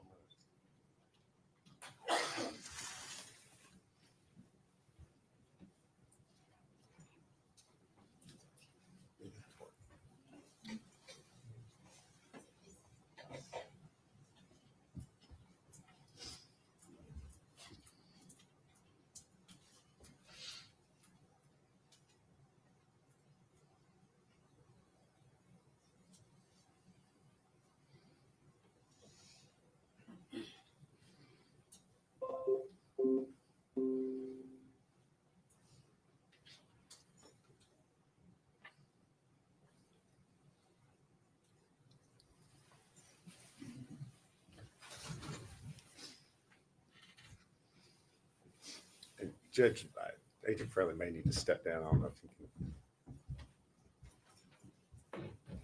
I may need him to step down for the witness. I don't know if he can. If I could hand him a laser pointer. Okay. He needs to, that's fine. As long as we can pick him up on.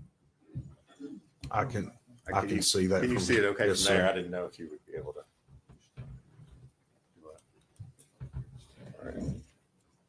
Are you okay from Yes, sir. I can see that. shooting? And I have it in front of me as well Okay. on my screen. All right. If you would kind of point out, I guess, the major landmarks that are shown there in the diagram. Yes, sir. So this top house here is Tommy Boswell's, as it was described to us. This resident here was a mobile home that was described as his mother's. This is the shed that we had information on right there. That's like a yard barn or an outbuilding. And then here is notated as what we described and what was described as a playhouse. I don't know what happened. Hold on a second.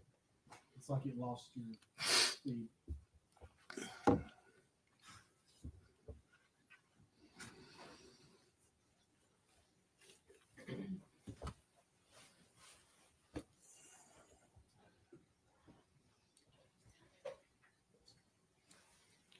Judge, it's not connecting. You want to just. I was going to say, if you'll just hand me the.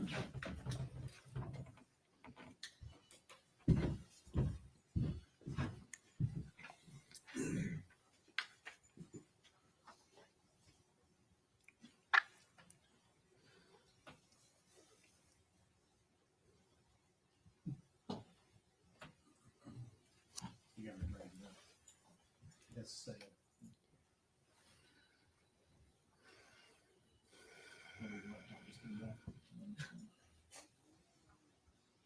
It did.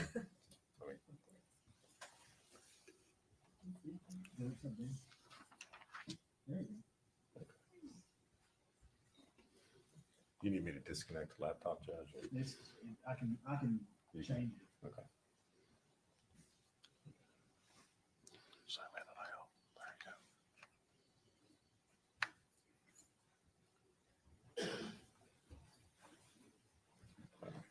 Continue. Continue, please. All right. So yes, right here, behind that shed or yard barn, if you will, was a playhouse, and it's noted Playhouse ROE. ROE is an acronym for us for Recovery of Evidence, which was the body of Evelyn Boswell. Up in the right-hand corner is my notes are like a key to this, which indicates the date, our case number, the location, and my signature with the date, notating that I was the one that drew this sketch. Agent Fraley, you've got the driveway shown through the middle part of that diagram there. Was there any sort of gate or anything that, as far as being able to enter or exit the property? I recall, I think there was a gate at the bottom from Muddy Creek Road to the driveway. All right. Okay.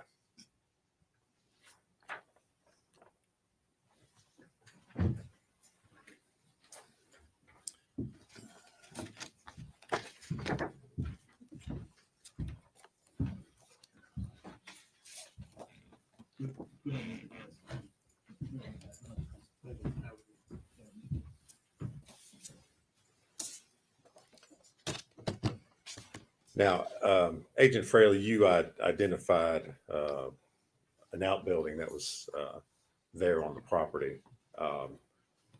You had said that's where you went first. That's correct. Okay.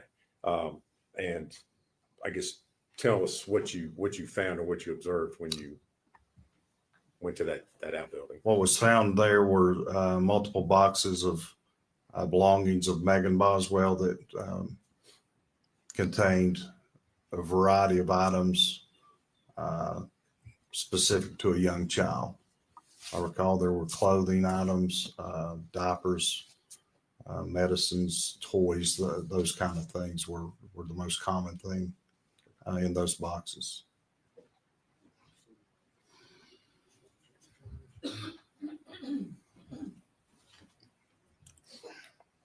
Agent Fraley, I'm going to show you 3 photographs and ask you if you can identify what's shown in those.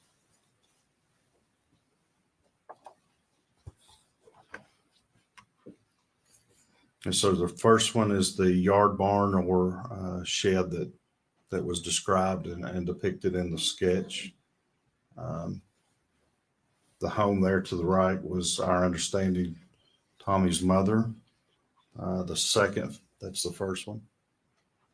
The second one is the same yard barn or shed, except in this one it has a picture of the what we were describing as a playhouse behind it. And then the third and final one is a closer photograph of the yard barn or shed with those items I just described. And those photos accurately show how that shed or outbuilding looked when you arrived there on March the 6th, 2020. Yes, sir, it does. Judge, we would move to make those the next exhibits, which I think are 7, 8, and 9. Objection? No, sir. Will be full exhibit. How do you want to display those? Well, I'll take another Shot? shot at trying to use the laptop.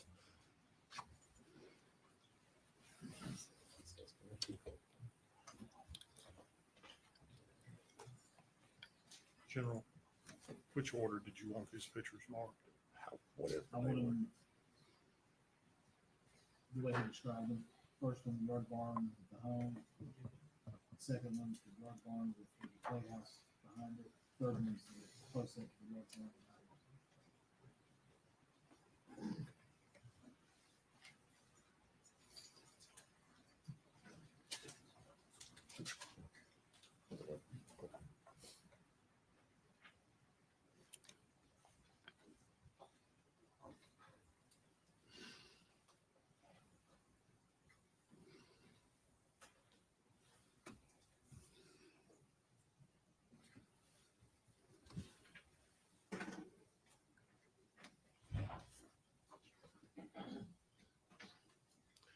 May I see those? Make sure. I've got the.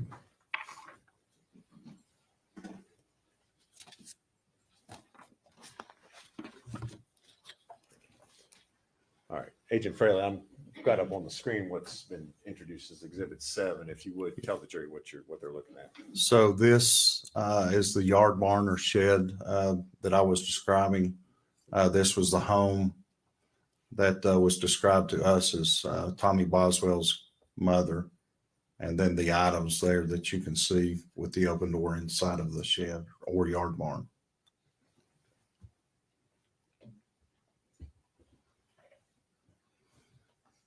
And next is Exhibit 8. Yes, sir. Again, the yard barn with the door open, showing those items described. And this building here behind the yard barn is what I described and is notated on my sketch as the playhouse where Evelyn's body was recovered.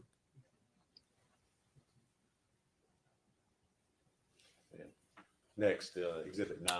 Yeah, again, that's just a closer photograph of the yard barn or shed with those items I described placed inside there.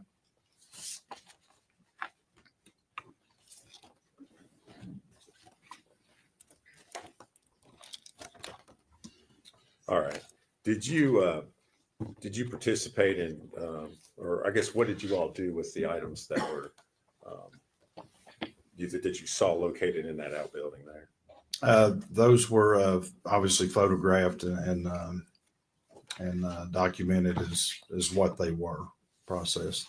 All right. Did you participate in that process, or were you just?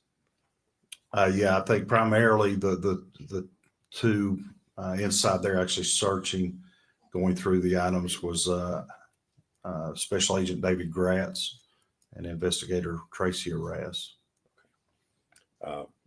Was that the end of your investigation or what you did there on the property? No, sir, it was not. Okay. What did you all do next? So we continued looking and led us to look inside the playhouse.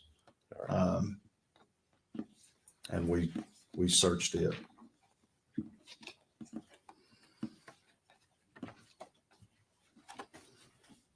And what did you find, if anything, upon looking in the playhouse? There were, once the door was opened, right inside the door, as the opening of the door, was a trash can, like a tall kitchen model, common trash can, and 2 bags of trash beside of it.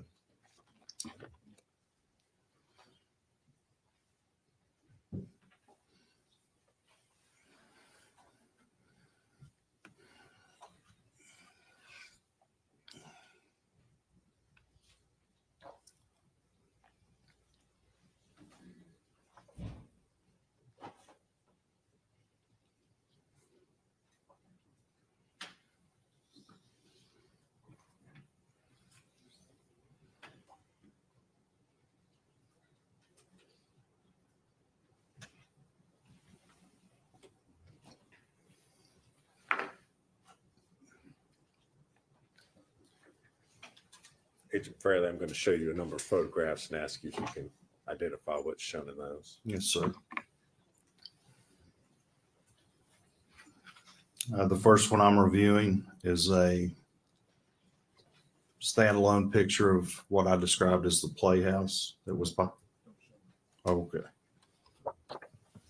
The second one is a closer of the playhouse, a closer proximity with the door open. The third picture is the same thing with the door open. Third one is a closer photograph with the door open. It does depict, the third one depicts the trash can with the bags of trash, as does the second one depicting the trash can. The first one, the door was closed.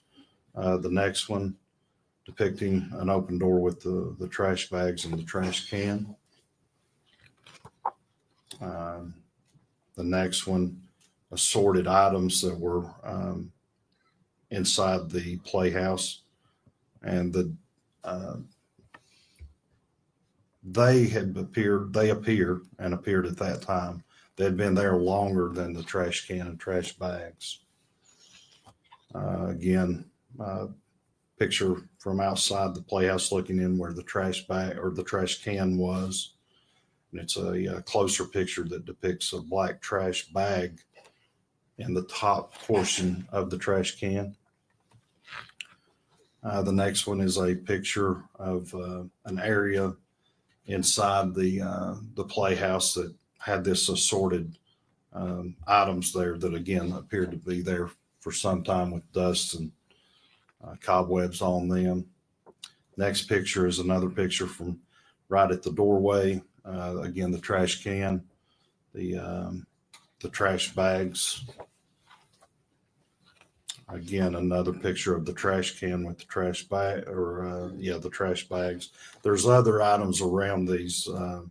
I keep talking about the trash bags and the trash can because they were relevant to us because they looked like they had recently been put there.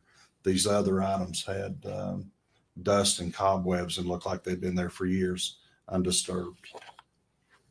The last photograph I have is this is my hand in the picture.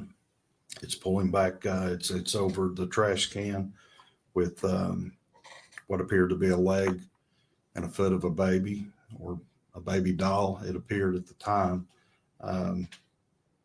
with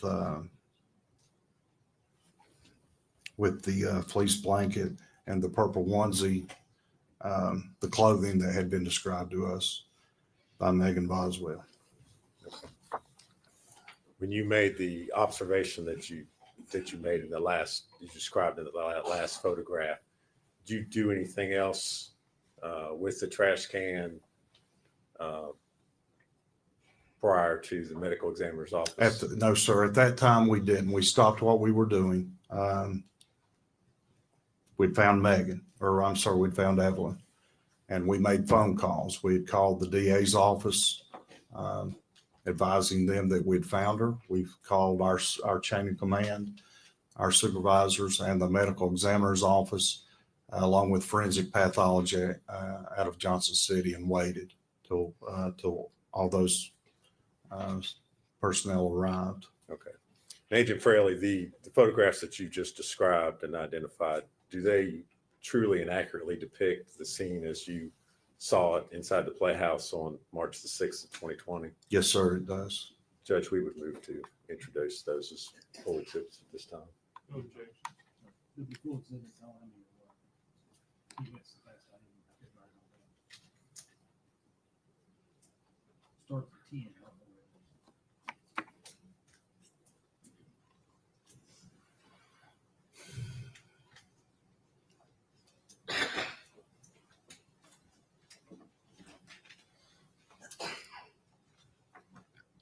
Ten through 19, Judge.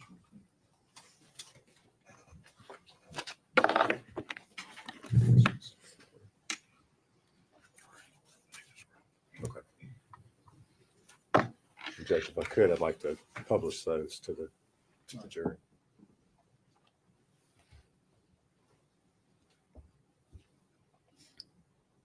All right. Agent Fraley, I'm going to start with Exhibit 10. Yes, You sir. would describe what the jury's looking at. That's a playhouse that was located behind the yard barn. And if we're looking at it that way, the outbuilding would be where?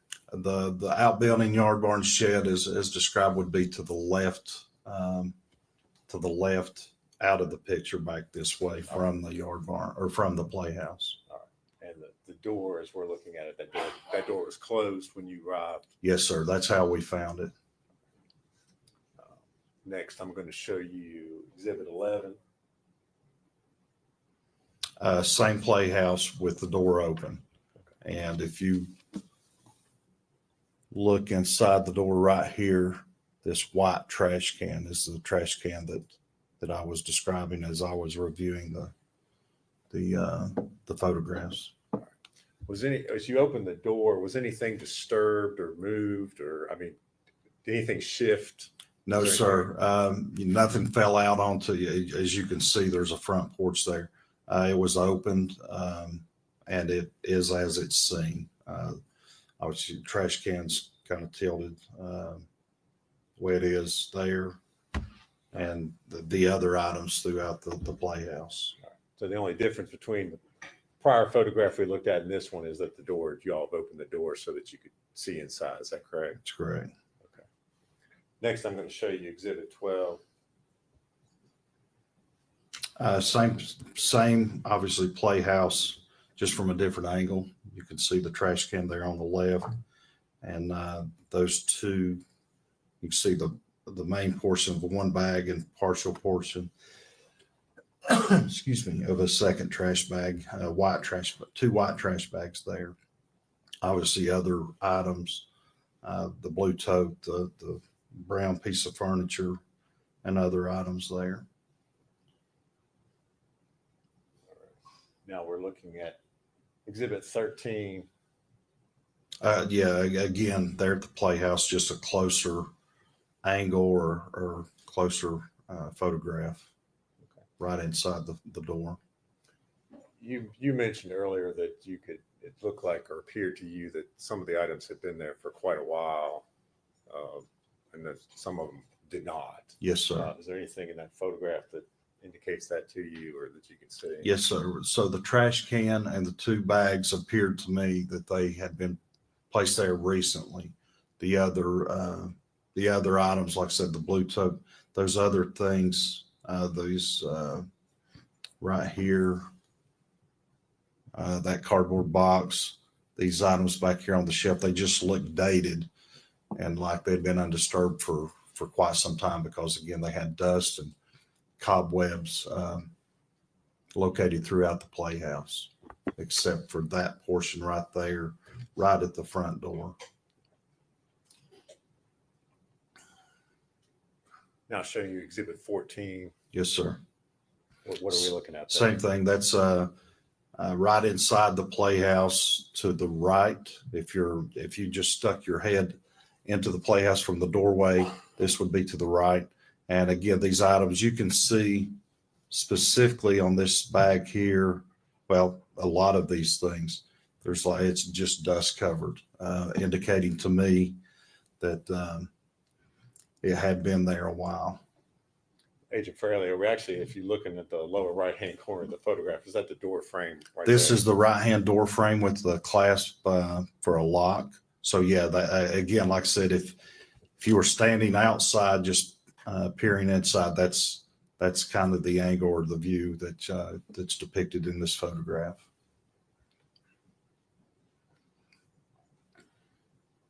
All right. Now showing you Exhibit 15.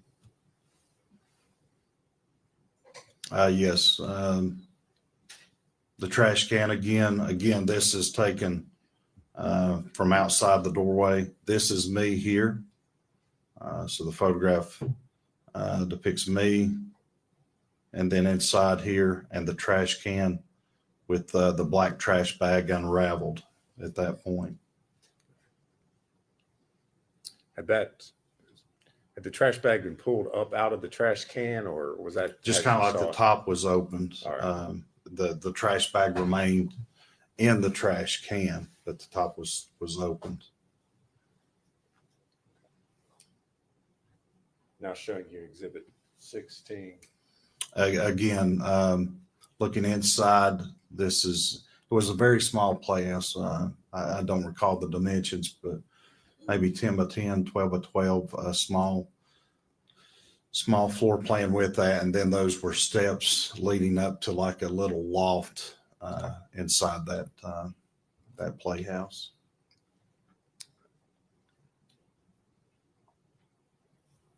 Again, This is Another- Exhibit 17. Yes, Sorry, sir. Go ahead.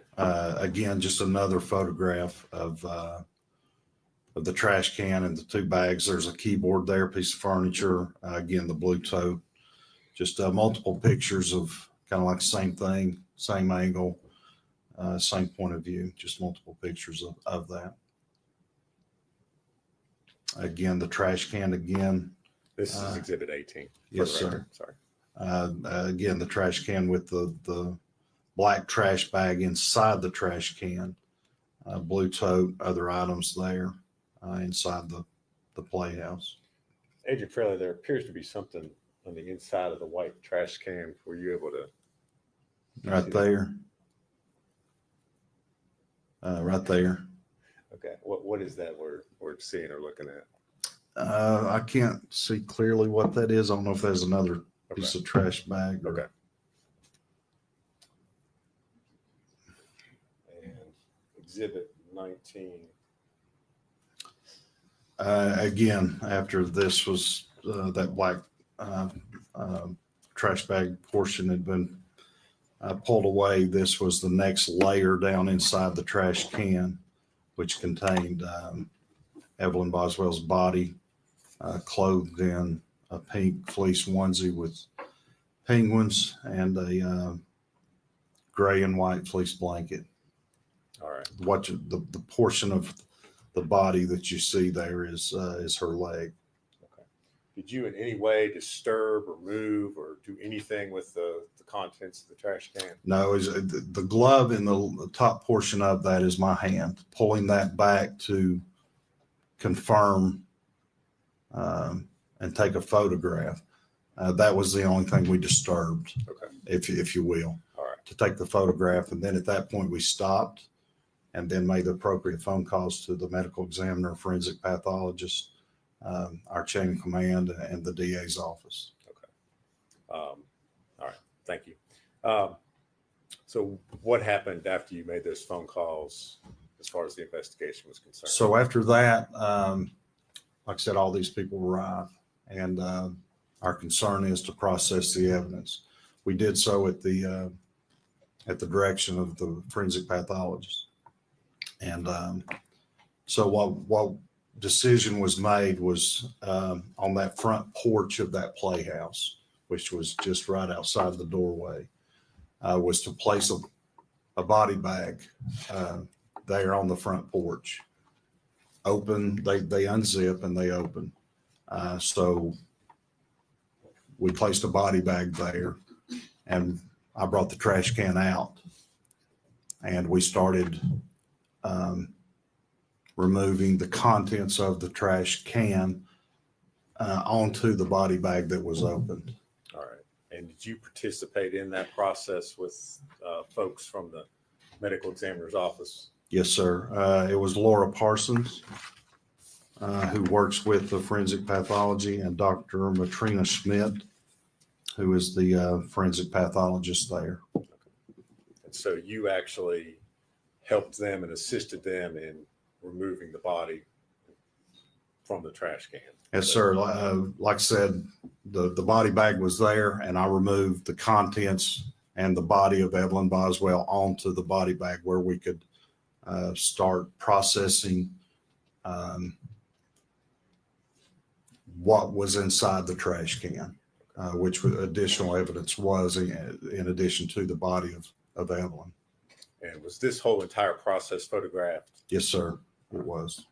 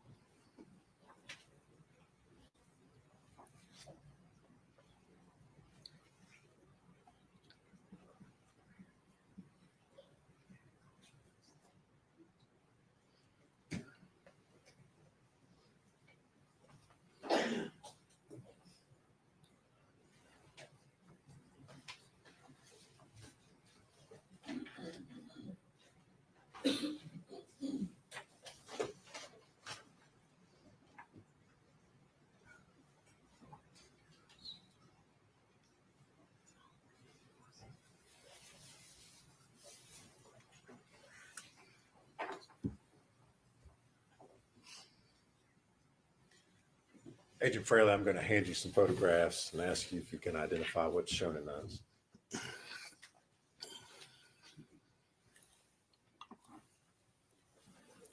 The first one is, as I just described, the body bag that's unzipped and placed on the front porch on top of paper. I think it was butcher paper we rolled out, but the first one is me removing the contents of the trash can, which included Evelyn's body.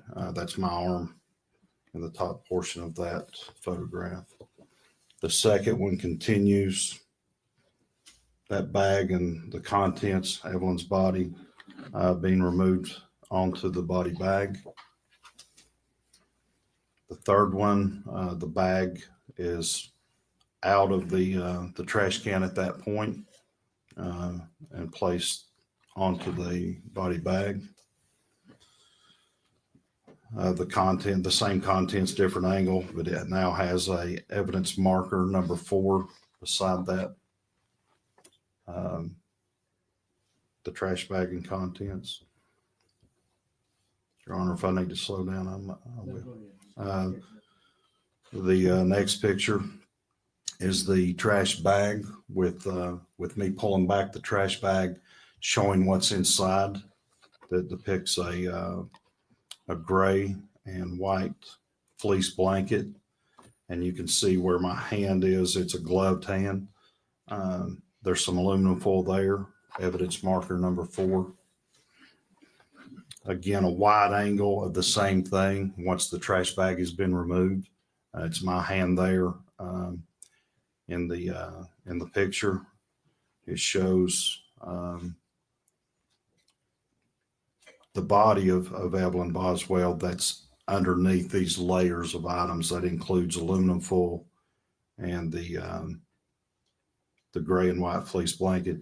You can also see some portion of the clothing. Evelyn was wearing the pink onesie fleece with the penguins. The next photograph is an opening of the trash bag that Evelyn was inside of, that shows different items in the bottom of that trash bag.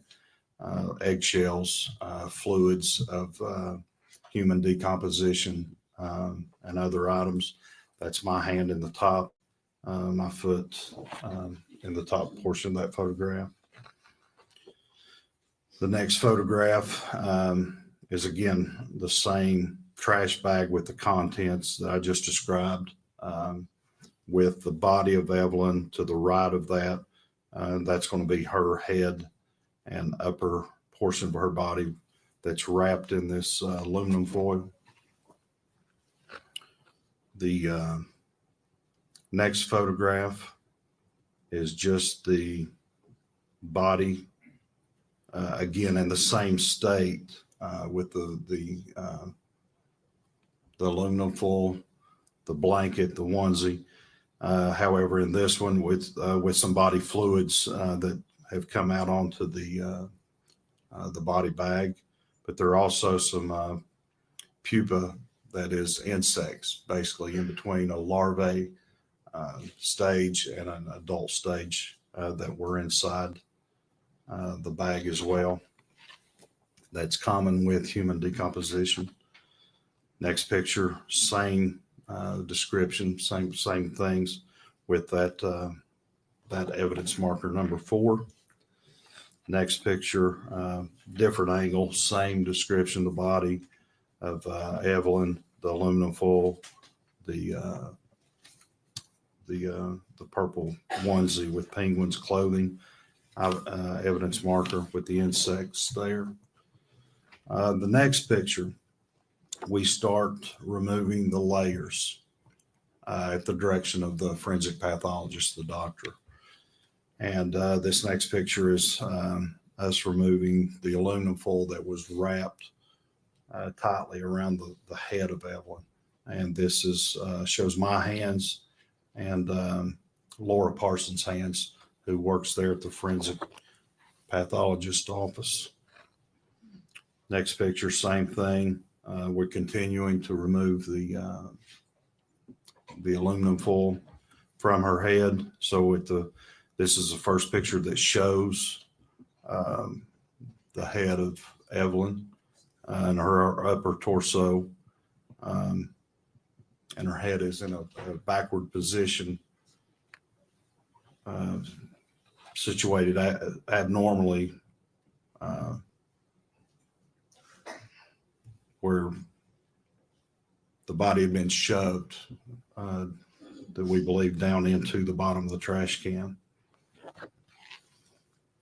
Next picture is same picture, body of Evelyn with the aluminum foil removed, showing advanced decomposition, some body fluids there lying on the body bag.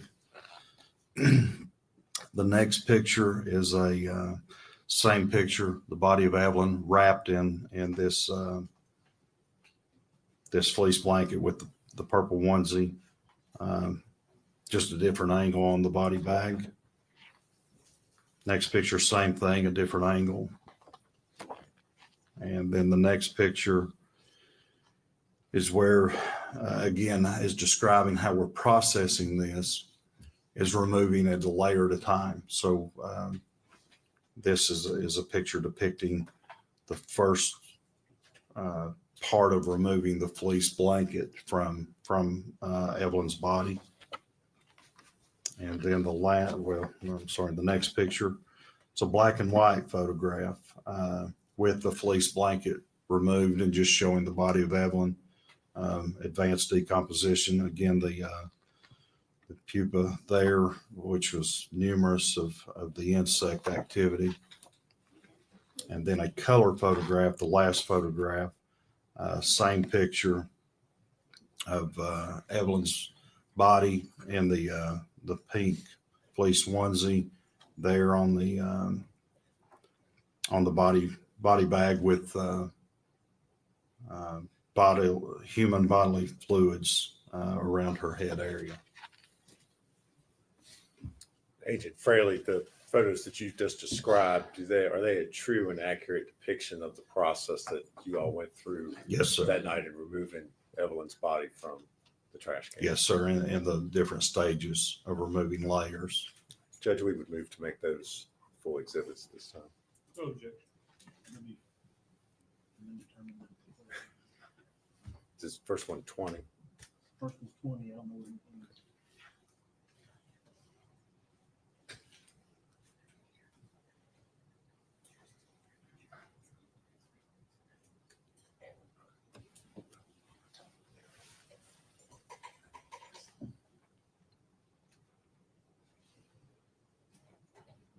There's going to be more serious things. Yes. Well, Count them. yes. Yes.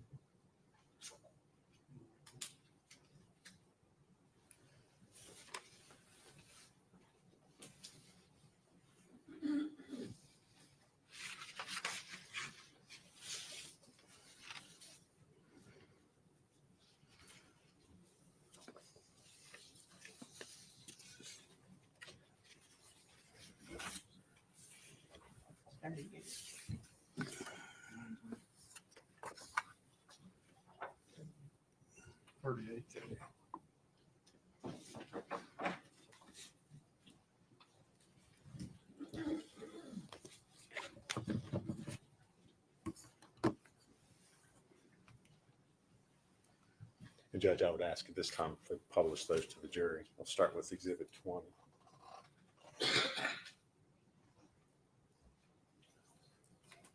Agent Fraley, if you would describe for the jurors what they're seeing in this photograph.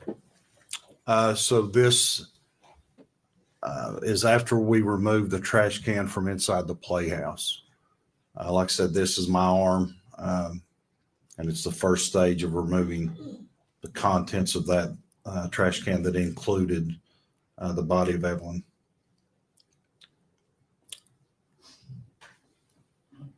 Next picture Now is, looking at 21. okay. This next picture is again, the continuing process where the bag is almost removed from the trash can that contained the same items. That's my hand there. And the top portion of that, Laura Parsons' hand here, who's from the forensic pathologist department. And now exhibit 22. Again, my hand and arm here with the contents of what was inside the trash can, same contents, the bag with containing Evelyn's body. Exhibit 23. This is the bag removed and placed. This is the body bag I explained with the evidence marker with me here in the background. And at this point in time, the bag has been completely removed from the trash can. Yes, sir, it has.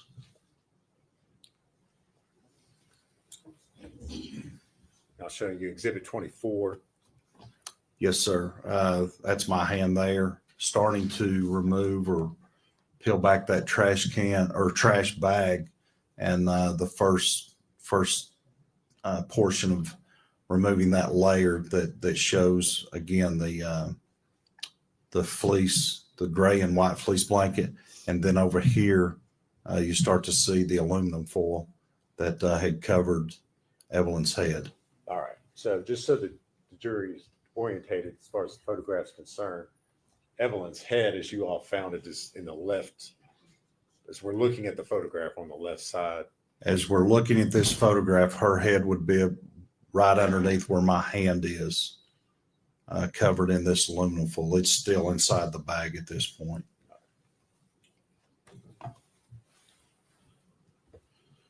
Now looking at exhibit 25. This is just the first photograph of Evelyn's body outside the trash bag. The trash bag has now been fully separated from Evelyn's body. Again, the evidence marker number 4. This is my hand here removing and holding the bag. This would be her head on this side of the photograph with her feet on this side of the photograph. Again, as I've described earlier, the head was wrapped in this aluminum foil. All right. And just so we're clear for the record, when you're describing the head, that's, as we're looking at the photograph, that's on the left side. Yes, sir, on the left. If you can see that pointer, that's where that's at, but facing that photograph, the head's on the left-hand side, the feet on the right-hand side.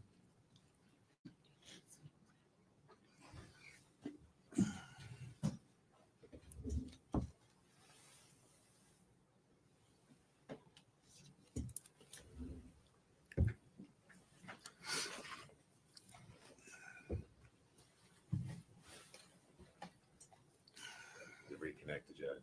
It has, but it's just got your blue screen. It's not doing anything.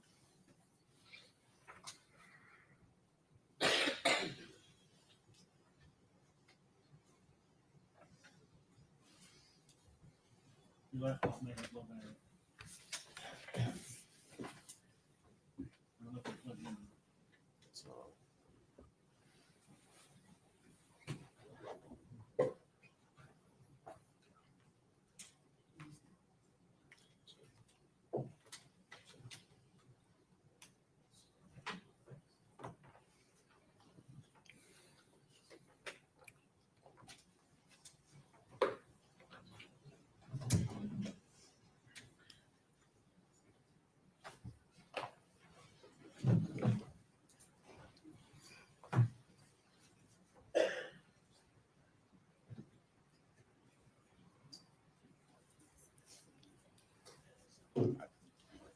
I'll just use the unlock judge. Well, I mean, I've got the blue screen, but I don't know if it's, to me, it's not showing the picture.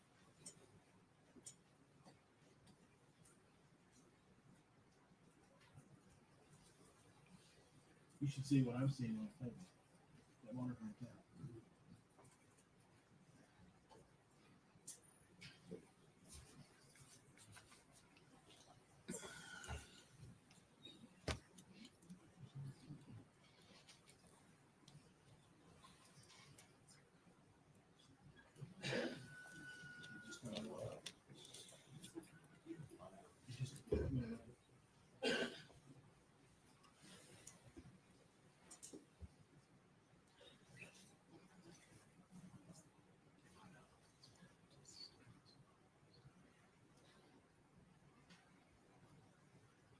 I'm just gonna use the elbow, Judge. See, yeah, push it all the way up. Push it all the way up.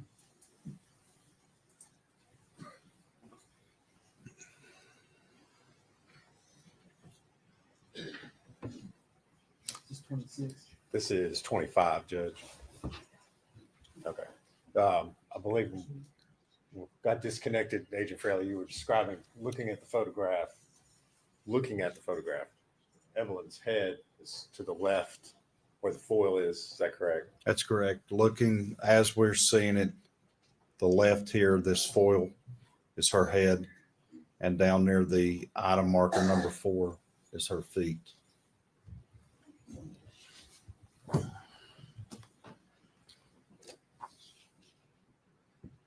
your back there? On the very top of the top.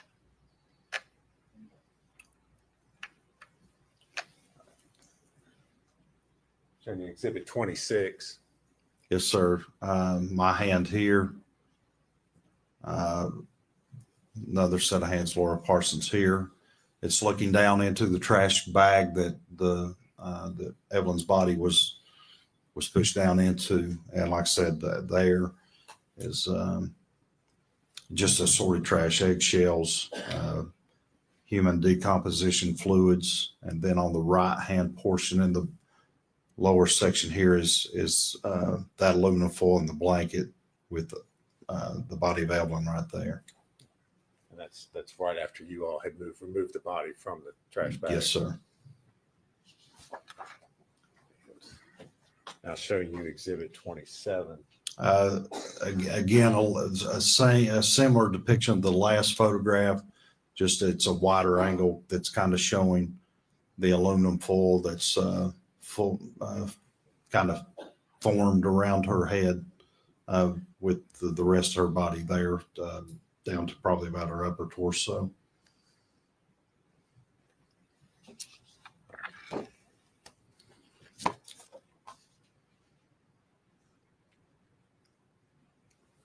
Again, here talked about the aluminum foil head again, the rest of the body.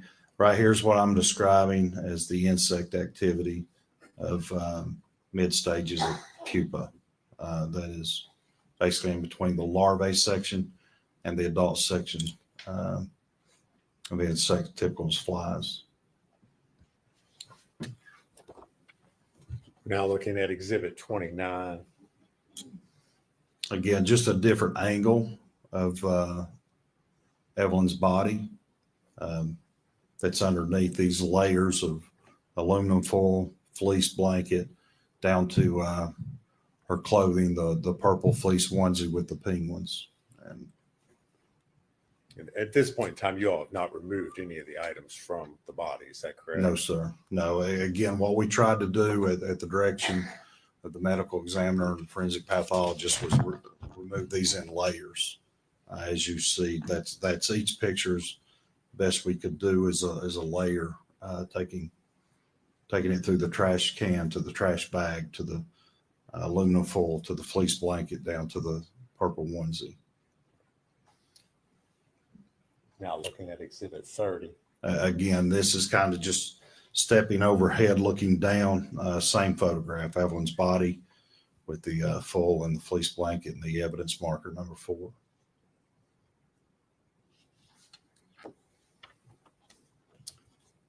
Now exhibit 31.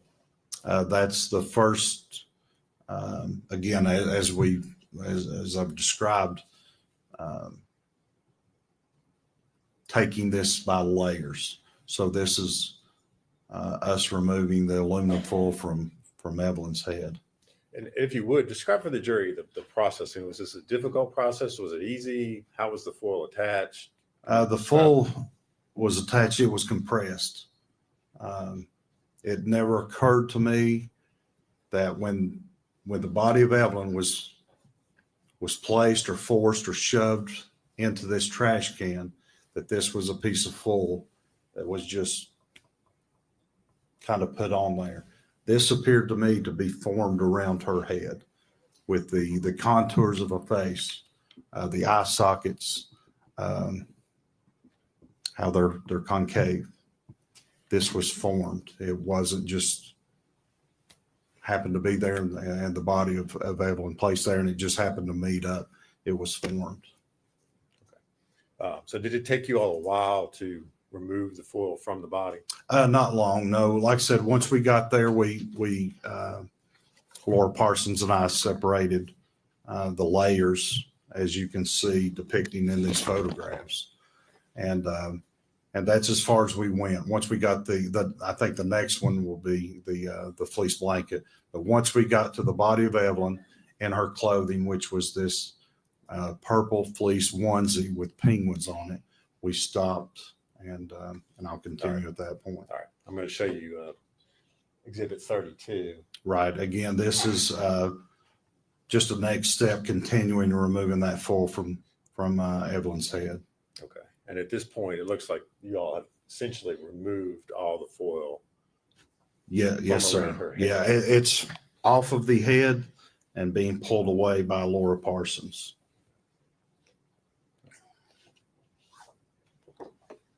Now I'm going to show you 33. Okay. Now this is a photograph of where we're at with the processing with the aluminum foil removed from her head. So this is her body with the next layer, which would have been that gray and white fleece blanket. Again, what I described earlier, this here appeared to us to be, this fluid here was just bodily fluids of human, consistent with human decomposition. It's somewhat kind of tough to tell because the way it's faced there, but is the blanket up there, is that around the head as well? So the head is here. This is her right arm. She would be facing to the top portion of this picture, but her head was in a manner that it was backwards. It wasn't normal as I'm sitting here or you're sitting here.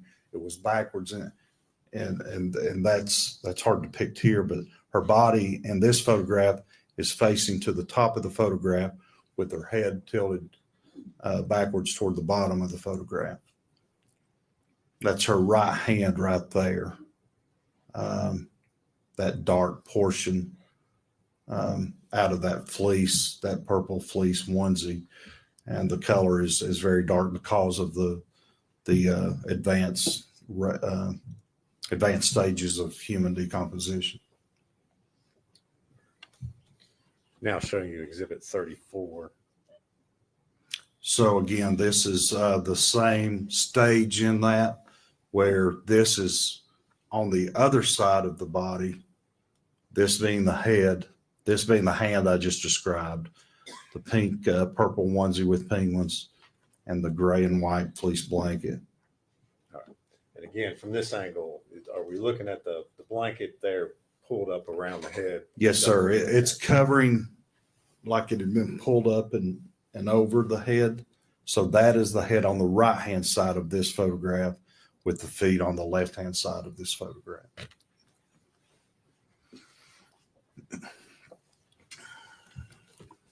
Now showing you Exhibit 35. This is, again, same Evelyn's head on the left this time. Her body facing to the top of this photograph and starting to remove the gray and white fleece blanket from her body. This is her leg down here. That's like the foot in a onesie that has those treads so they have traction when they walk. So that's going to be her right foot and right leg on that.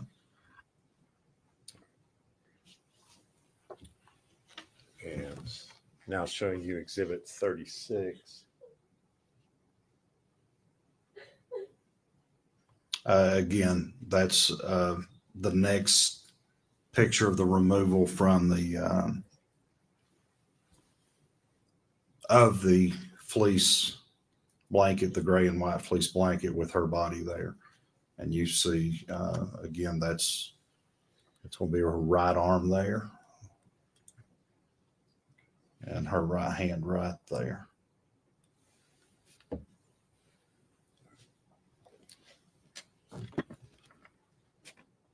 Now showing you Exhibit 37.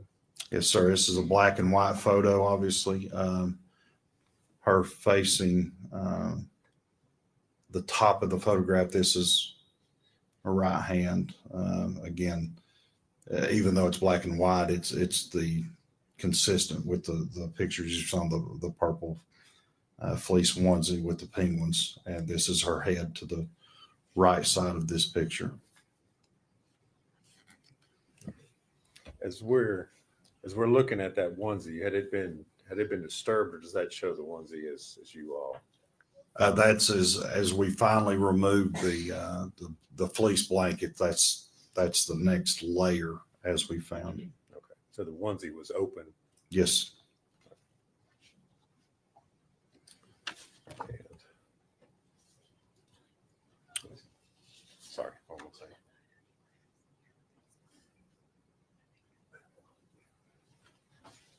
Now I'm going to show you exhibit number 38.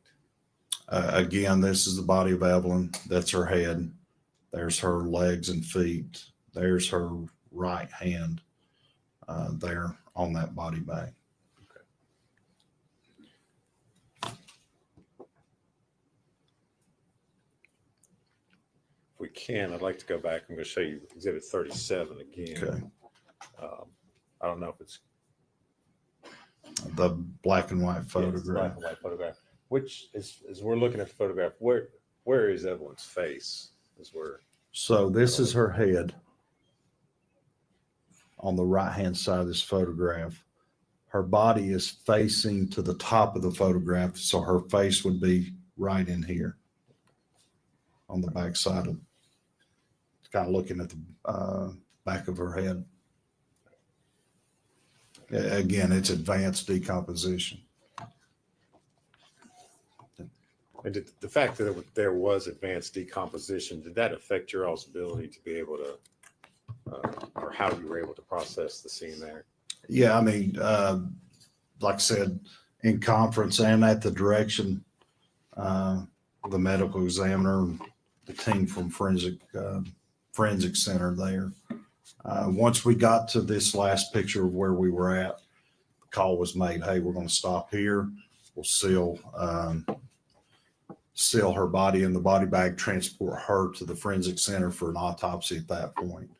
And we continued processing the scene there for collecting the items. And we took those items to the Sullivan County Sheriff's Department, just where we had better lighting, better environment to log and process evidence items that were also discovered.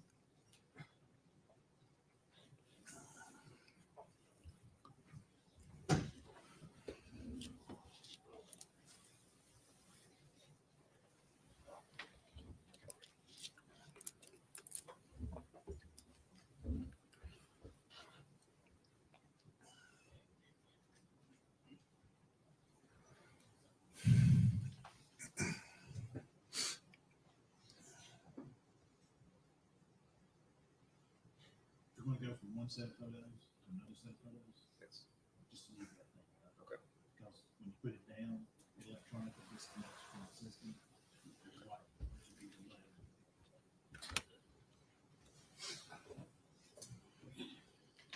Agent Fraley, you described the process of, I guess, taking the other items, the trash bags that you recovered from there, removing them from the scene and then taking them to the sheriff's office. Is that correct? Yes, sir. Okay. I'm going to hand you a series So I believe it's 6 photographs, and ask you if you can identify what's shown in those.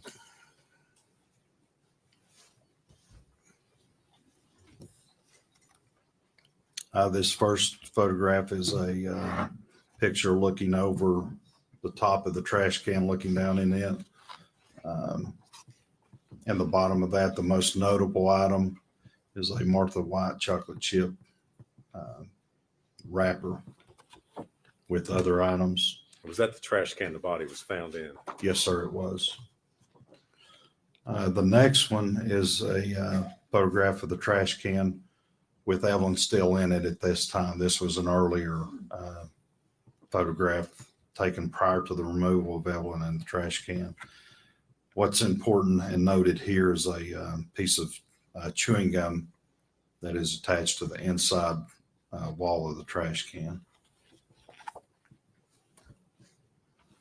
The next photograph is after I removed the trash can and the trash bags from inside the playhouse and just set them out on the porch of the playhouse prior to going through the pictures we just looked at, processing the removal of the layers leading to the body of Evelyn. Just another picture, trash can. Evelyn still remains in there. You also see the chewing gum on the inside wall of trash can there, and the other bags of trash. This next one is the 2 bags of trash that was removed from the playhouse with the trash can. Another angle of those 2 bags of trash that was removed from the playhouse there on the front porch of the playhouse. So were there any other items besides those 2 bags of trash and the trash can that were taken out of the playhouse? Not that I recall. It was all the trash bags and what remaining contents of the trash can. Okay. The 6 photos that you've just described and identified, do they true and accurately depict those items as you found them on Yes, March sir. the 6th, 2020? Yes, sir, they do. Judge, we would move to introduce those, I believe, exhibits 39 through 44. Go, Judge. Full exhibits 31.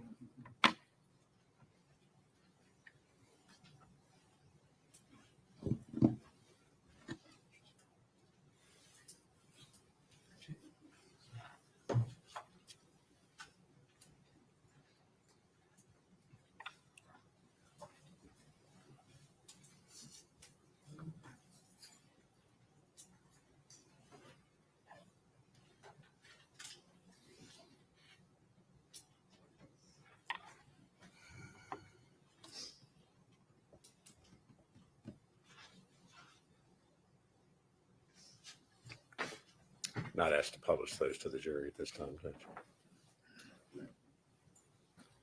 Agent Fairley, we're going to start with exhibit 39.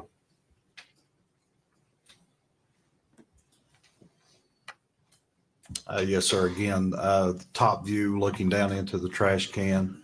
And like I said, the most notable thing that's descriptive is a Martha White chocolate chip cookie bag. Anything else in the trash can besides that on the bottom? Is that There's is that what was found when you removed the trash bag? yeah. So once we removed the body of the trash bag that contained the body, this was in the bottom of that.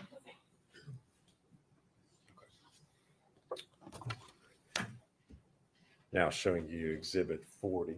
Yes. Again, a top view again of the trash can that shows the fleece blanket and chewing gum there on the inside wall of the trash can.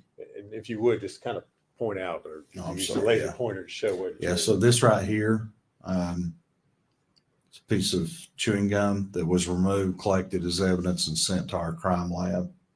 And again, there's that fleece blanket that we've been going through earlier. All right.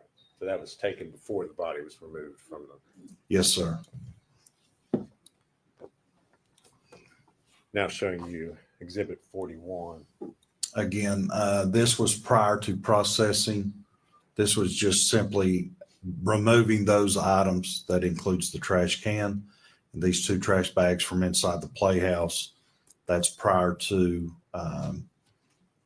laying out the body bag and removing the trash bag with Evelyn's body onto this front porch. But this is where that all of that was processed in the field prior to transporting Evelyn to the forensic center for autopsy, and prior to collecting, processing, bagging, and packaging the items, the other items, to go to our TBI lab for analysis. Again, same. Exhibit 42. Yes, sir. Same picture, or same items, just different angle. 2 trash bags, trash can. And again, that was taken before you all had. Yes, sir.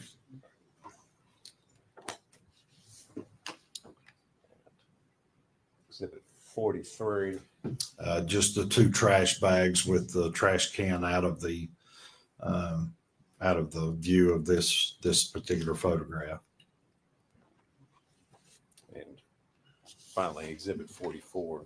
Again, just a different angle of those 2 trash bags without the trash can in that photograph. And both of those are, like I said, were on the front porch of the playhouse. And those 2 trash bags, you all, when I say you all, I mean law enforcement took them and inventoried what was in there Yes, sir. later on. Is that correct? Yes, and any evidence that was collected that we believe to be probative was sent to our lab for examination.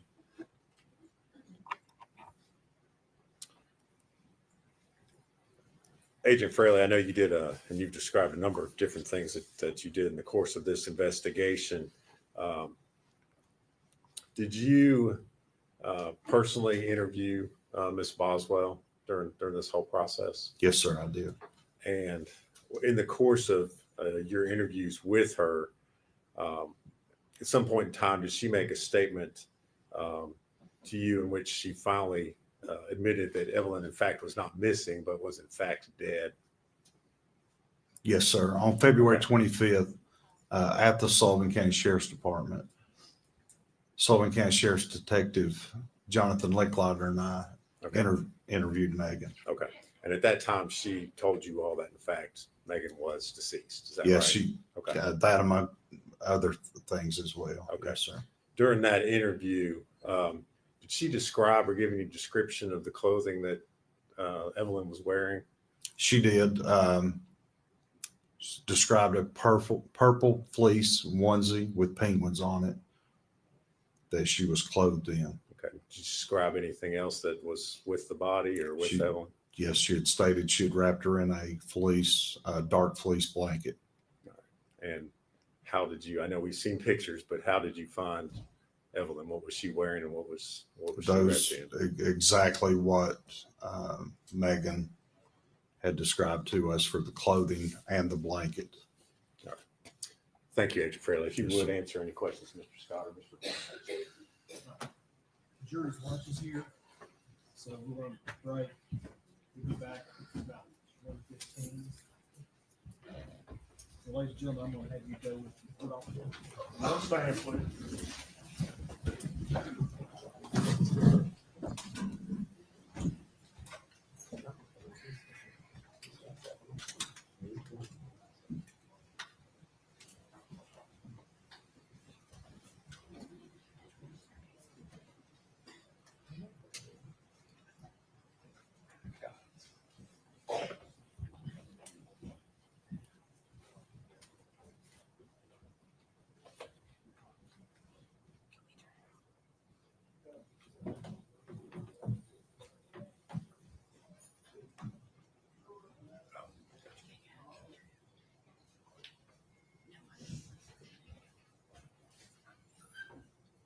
Be seated. Now, I've also got information that the witness that in question is out in the lobby. Do you want me to bring him in and give him a bond? Otherwise, he'll be in the custody of the sheriff. Because the order didn't have a bond set. I would prefer that. I'd also ask, we instruct him to talk to us before, I guess. Well, okay. I mean, otherwise I'll just ask that he be held without bond. I don't care what you do with him, but I don't think it's the court's purpose Okay, to well, that's tell a fine. witness to talk to someone or not. Okay, I mean, it has that's to talk to you. That's fine. That's fine. I'll tell him. You want it brought in? I can tell him if he doesn't come back and I don't come back, that he'll be held. Yeah, that's fine. No. Yeah, bring him in. You want me to step down, Your Honor, Yeah. to provide this for him? I'll discuss. Yes, sir. You can't discuss the testimony with any other witness or allow them to discuss their review. What's his name? I don't have to work with that. Austin Feller. Last name? Feller, F-E. Feller, Feller.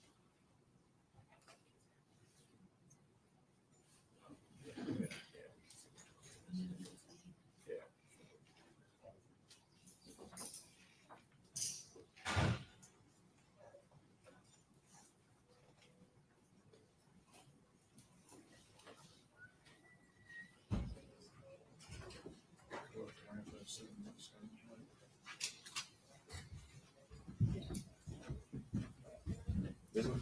Up there. Okay. Mr. Feller? Yes, sir. You were served with a subpoena in the court Monday, and you didn't come, which is why we're here today with you in custody. I'm going to set a $500 secure bond. You can make that through a bond company. You are a material witness in this case. What happens if you don't come back to court after you make that bond? And you are now instructed by this court that you will appear at this court no later than 9 a.m. every day except Sunday. And that includes Saturday. Until you are either called as a witness or released as a witness. Do you understand that? Yes, Your Honor. If you fail to do that, and we have to come find you again, you'll be held in custody of the sheriff with no bond until the case is over. And that could take us about 4 months. That would be nowhere going. Yes, Your Honor. You need to be here back at 1:15 if you make that bond. Yes, sir. You go.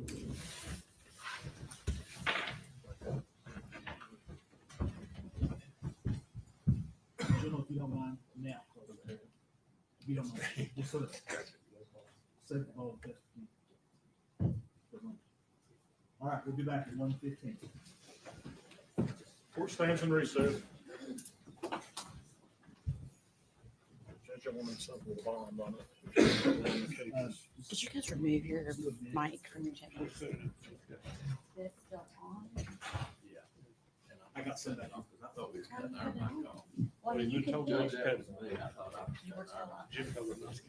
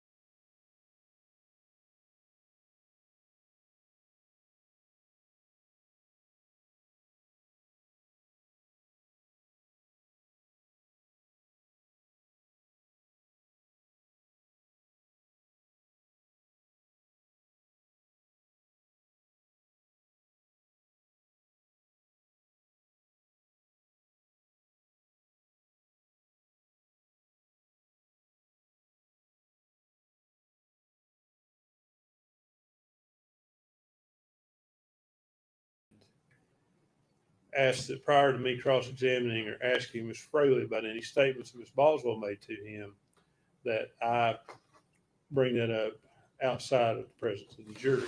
Since then, it's my position, unless I misheard something, I think Mr. Harper questioned him about statements that Ms. Boswell had made to him.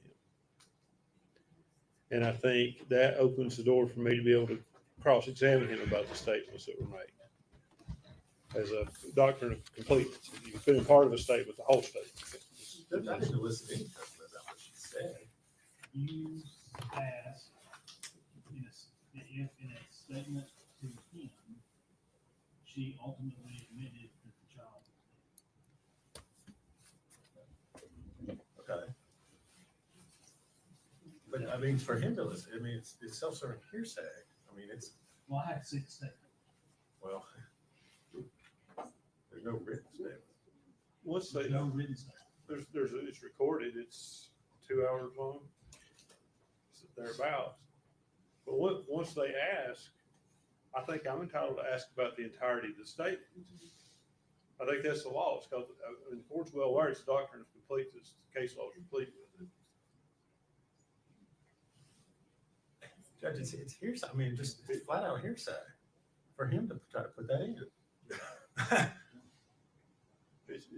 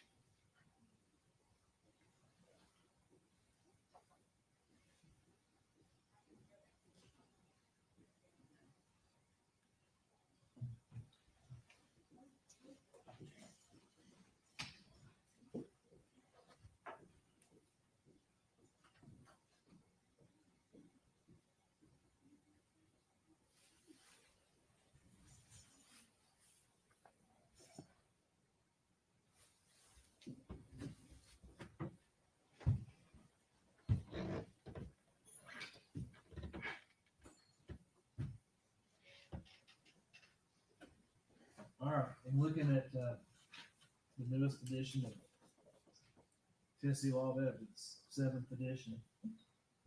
I'm on page 8-6.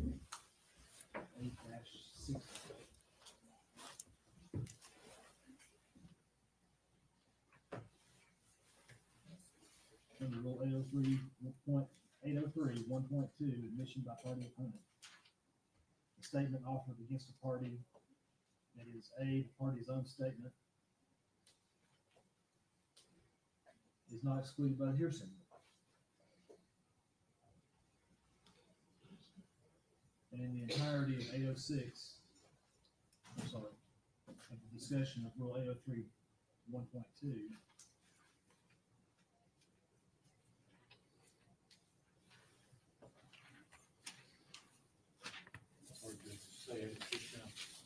well, in the book, it's section 8.06. But the rule is actually 803, 1.2.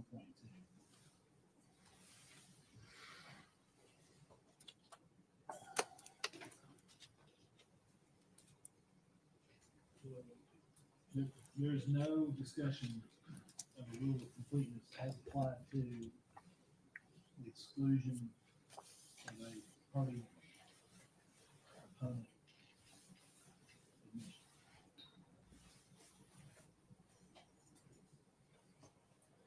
The only thing it says is that the person against whom the statement is used may testify.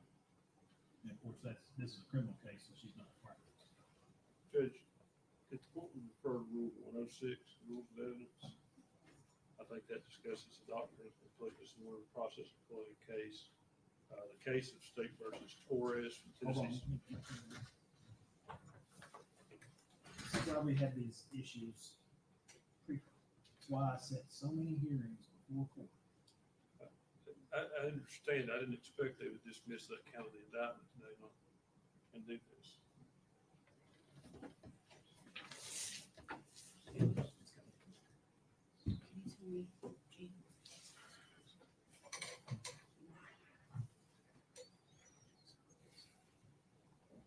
One what?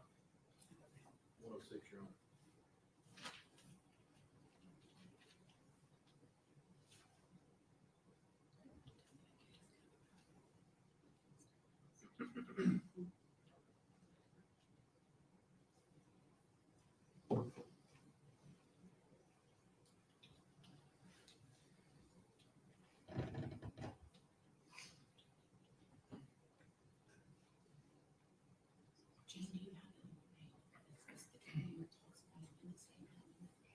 Sorry.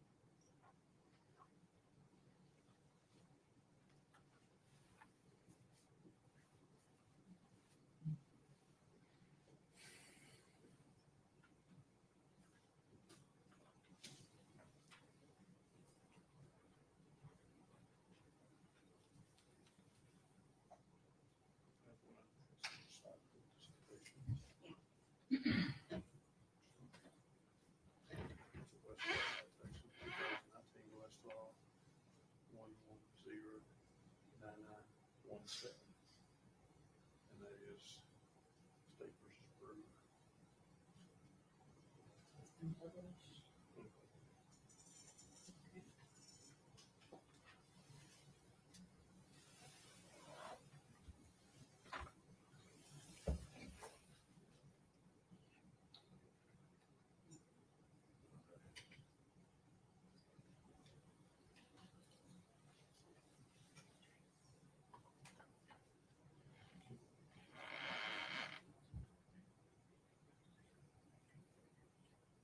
So, under a 106 evaluation,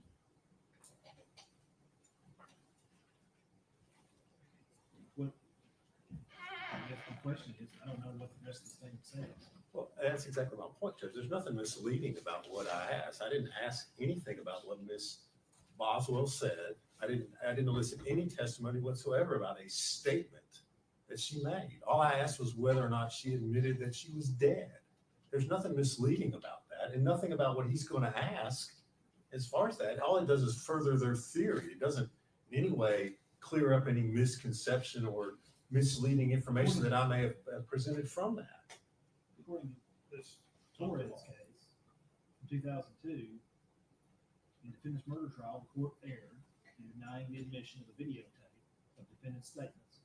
However, the error was harmless because the evidence of defendant's guilt was overwhelming and nothing on the videotape remotely implied that the defendant was innocent of the crime. So, not knowing, I don't know what's on this tape. I haven't seen it. Today, hearing about it. So that's what I'm asking. Judge?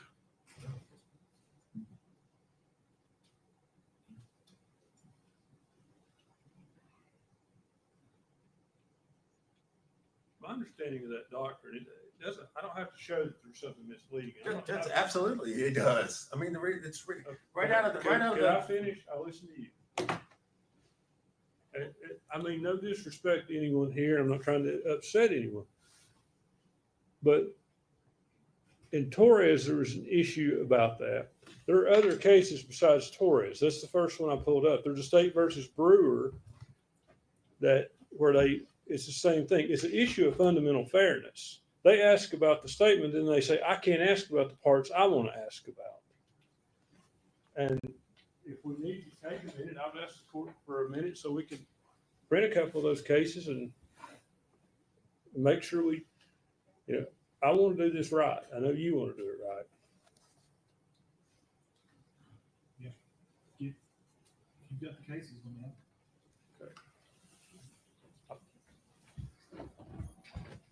Judge, I think there's a good explanation in the unpublished case of State versus Dylan Brewer. That can be found at 2019 Westlaw 1109917. I forwarded that to your assistant and asked her if she would print it. I have not. And I've given that citation to the state as well.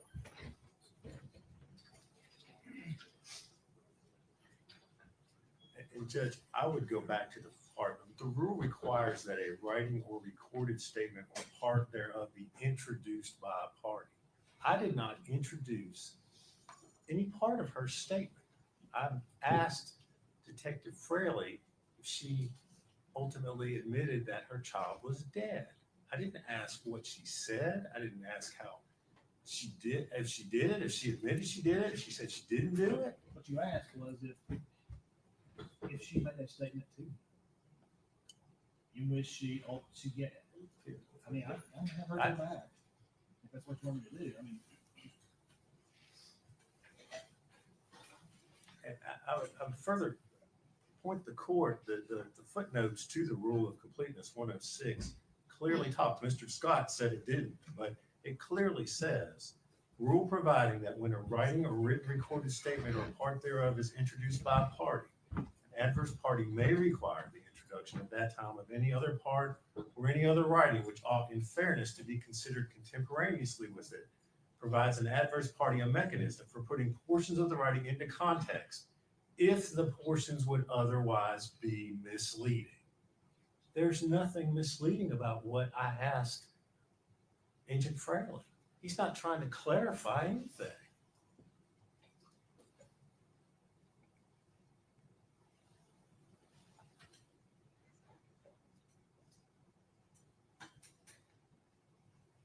unless he's in some way trying to insinuate that the child wasn't dead.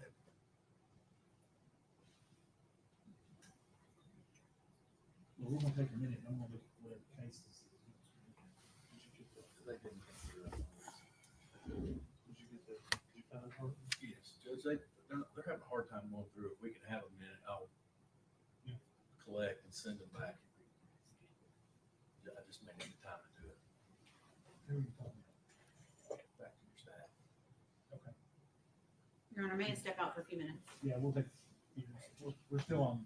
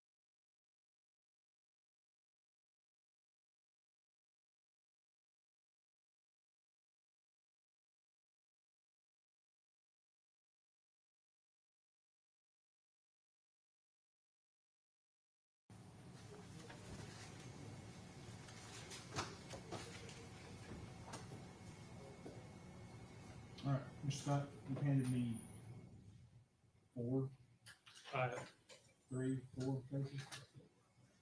4, I think. They're right here. Judge, I handed you the unpublished case of State versus Brewer, and that case contains a pretty good explanation that it does cite to several published cases. If you go to, if the version you have of Brewer has a page 12 at the bottom, does it?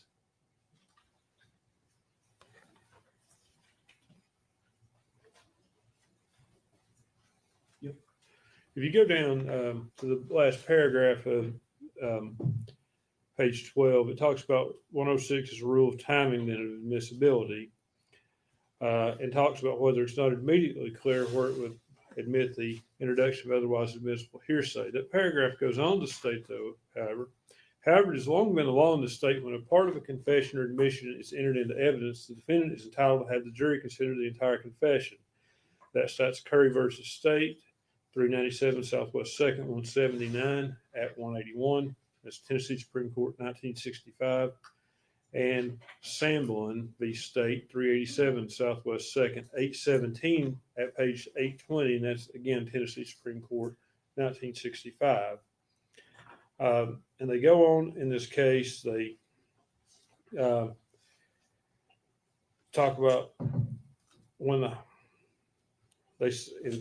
confession is admissible, the whole of what the accused said upon the subject at the time of making the confession is admissible and should be taken together. If the prosecution failed to prove the whole statement, the accused is entitled to put into evidence all that was said to him or by him at the time which bears upon the subject of controversy, including exculpatory or self-serving declarations connected herewith. It is for the jury to say what weight shall be given to several parts of that statement. For they may well believe the part that which charges the prisoner and reject that which tends to exculpate him. And that's a direct quote from State versus Robinson, 622 Southwest 2nd, 62 at page 71, Tennessee Supreme Court, 1980. And in this case, in Brewer, the Court of Criminal Appeals goes on. This case is kind of almost on all fours the way I see it. The Rule 106 here in Brewer, the state examined on direct examination a witness about a statement. It did not put in a play that put the physical statement in, nor did the officer read the statement verbatim. But they said the rule of fairness should allow you to place the whole statement in. And I think, Mr. Fraley was asked in this case, he was asked about taking a statement. I think he was asked a couple of times about taking a statement. And he was asked about her admitting that the child was dead. Well, certainly in a missing persons case, when you admit to the police that it's been shown and alleged that you're lying to, and Mr. Fraley, although the court granted an objection, said earlier that she was telling lies. And then when she fesses up and says the baby is dead, certainly the court should take that as a confession. And I think he was asked about the baby being dead, and the response was that the baby was dead, among other things. So that leaves that out there for the jury to be wondering what the other things are. That's my recollection. That's Mr. Horn's notes. Now, that's essentially my argument. I'll rely on the other cases I gave you, but I think that Brewer case gives the best explanation. Although it's an unpublished case, the cases it cites to certainly are published. And if you have any questions, I'll be glad to answer those. If not, I'll yield to Mr. Harper.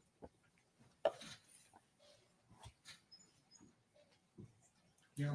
Judge, I would agree with Mr. Scott. I think the Brewer case is on point. I would disagree with him as to how he's reading it. However, one, I don't think anything about what I elicited was in any way a confession by Miss Boswell.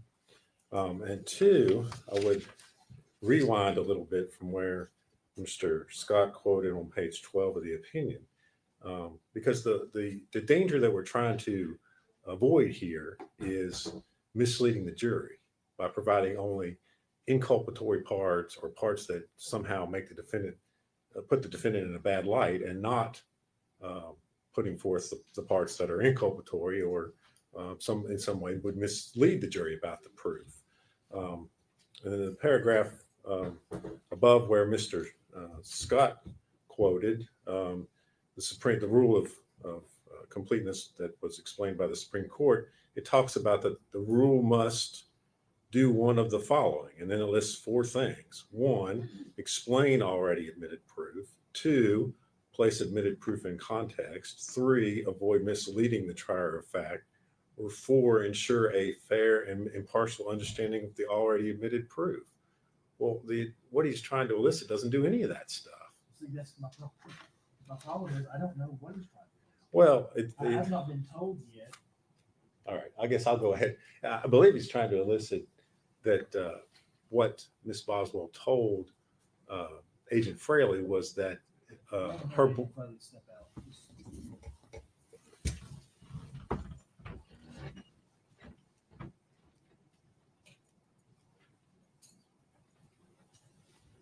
And Mr. Scott can correct me if I'm wrong, but I believe what he's trying to elicit is that Miss Boswell told Agent Fraley that Hunter Wood, the defendant's boyfriend, rolled over and killed the child.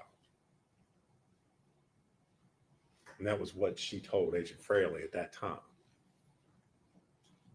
I don't know how that corrects in any way his statement that she admitted the child was dead. I mean, if anything, that's the fact she was there is more inculpatory to elicit that than it is correcting any sort of misleading impression that might be out there as a result of what Agent Fraley's already testified to.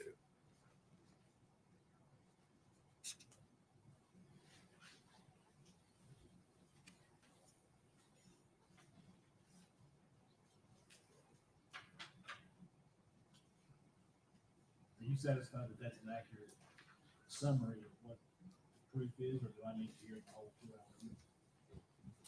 I would, Because there's, in this case, I don't recall which one it is, but I read that one of the arguments was that the defendant on possibly the post-conviction case, there was argument that because the judge relied on the summary of the proof instead of reviewing the entirety that the judge couldn't make.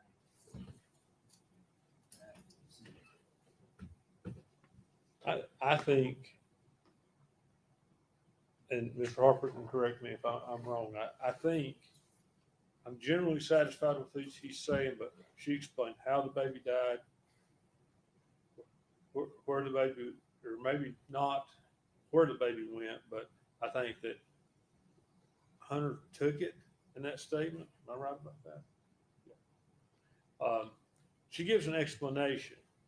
And I guess what I'm trying to say right now is it's fundamentally unfair. And I think it does satisfy at least 1 or 2 of those things that Mr. Harper's talking about in the paragraph above from Brewer. Explains the already admitted proof and puts it in context. Well, right now you have a case where the jury's heard this TBI agent say, yes, she's lied and she's basically led us on wild goose chases, but she finally admits the baby's dead without putting in the full explanation of what she told them. And I think for the jury to hear that, there's no mention of anyone else in what was put in. She tries to explain to him what happens, and I think it explains it, and it avoids misleading the trier of fact from the standpoint of the jury. You don't know what this proof is. Mr. Harper and me, Mr. Harper, Ms. Maskill, we know it, and I think you said that's where you're struggling. Well, you have. Obviously, that's where I'm struggling, because the test that the Tennessee Supreme Court is given to the trial judge is that it is an issue of fundamental fairness. it isn't an issue of one snippet of one statement misleads the jury. That's not the test. That's not the question. The question is it fundamentally unfair if I, as the trial, don't allow you to put in the entirety of the statement based on the very narrow, and I understand General Harper was being very careful and cautious in what he was asking. So what I think where we're at is that I'm going to have to, is it transcribed? Is it audio? Is it video? It's 2 hours. Well, I guess we could fast forward. to the I recording. think I've got a clip of just that portion. Well, here's the other thing. If you want to give me just a clip, obviously it speeds it up today. But then if the jury ultimately convicts, then on post-conviction or during the appeal, the argument's going to be, oh, well, the judge he didn't review the entirety of the statement. And therefore, he couldn't have made an appropriate determination. So here's where we're at. It's my opinion, and believe me, there's nobody in this courtroom who wants to keep this case moving. But it's my opinion that you're going to have to give me the audio, video, whatever it is, and I'm going to have to go back in chambers, and I'm going to have to review it. And then I can come out here and make a decision based on this law. I think that's where we're at. I don't want to send the jury away, but I'm not going to make them sit out here for 2 hours. I think maybe you're gonna have to. I mean, if I'd have known this was gonna come up, I know. if they'd have known, we'd have brought this up, but I I'm don't not think. mad at anybody. But I do think the court needs to consider when you do this, is this a confession? Because those state Supreme Court cases that are cited in Brewer go back to 1965, and I don't think that. Well, I'm going to tell you what I'm going to do. And the last case that you gave me gives me this freedom. I'm not going to go back to 1965. I'm going to rely on the rules of evidence as they've been enacted in this state now for some time, in the cases that talk about the rules of evidence. 1965 predates our rules of evidence. I understand that. And even our Supreme Court in one of these cases says, look, the defendant in that case made arguments relying on the old cases. And the Supreme Court says, look, we're going to look at this under what the rules of evidence say, and that's where that's my stuff. I want you to understand my position is this. I think the defendant under due process protections given to her by both the Tennessee Constitution, the federal Constitution, has a right to fundamental fairness. And I think those cases, that's what they're talking about, is fundamental fairness. So Okay, just sit there. I'm not sure that there's a difference if there's the rules of evidence provide for fundamental fairness. I understand what you're saying.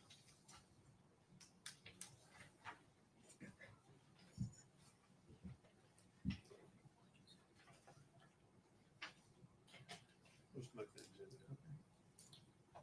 And if I'm wrong, I think we're on the same page at least. Is what needs to be done.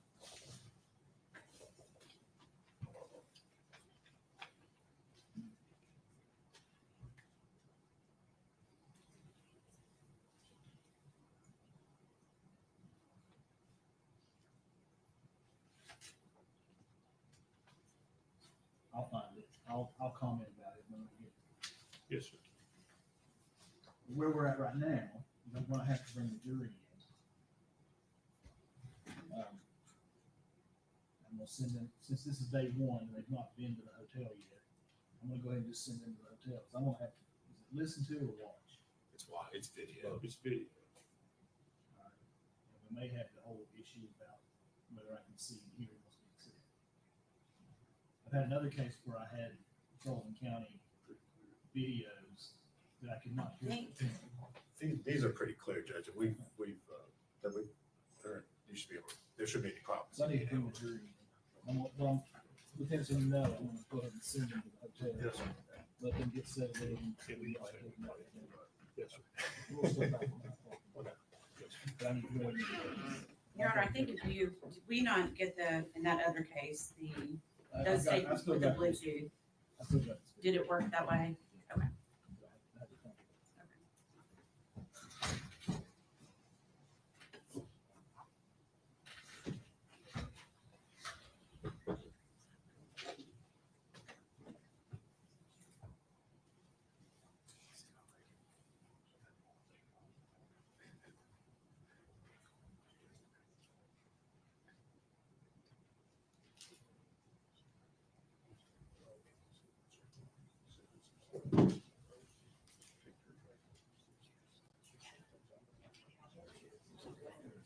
One stand, please.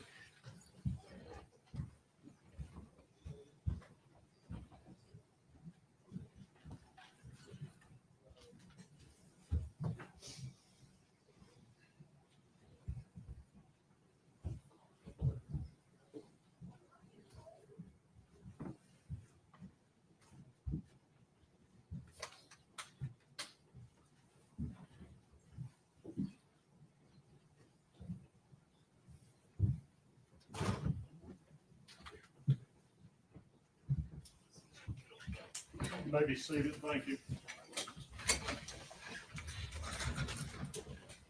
All right, ladies and gentlemen, I hope you enjoyed lunch first. Second, we've got a legal issue that's come up that I have to do a little bit of research so I can come to the right conclusion. And it's gonna slow us down a little bit. But since this is the first day of sequestration, I'm going to go ahead and have the officers take you to the hotel so you can get settled in. Your luggage should already be there. I think they've already told you all that. Then they'll take you out to dinner tonight to some undisclosed restaurant somewhere in the Tri-Cities. But before you go, I'm required by law to give you certain admonitions. One, you're not to communicate with other jurors or anyone else regarding any subject connected with this trial. You're not to form or express any opinion about the case until it is finally submitted to the jury. You're to report promptly to this court any incident involving an attempt by any person to improperly influence any member of the jury. You're also to report promptly to the court a juror's violation of any of these admonitions. You're not to read, watch, or listen to any news reports concerning this case. You're to decide this case solely on the evidence introduced in this trial. Okay? Now, we'll start back at 9 o'clock in the morning, and I will see you then. One stand, please.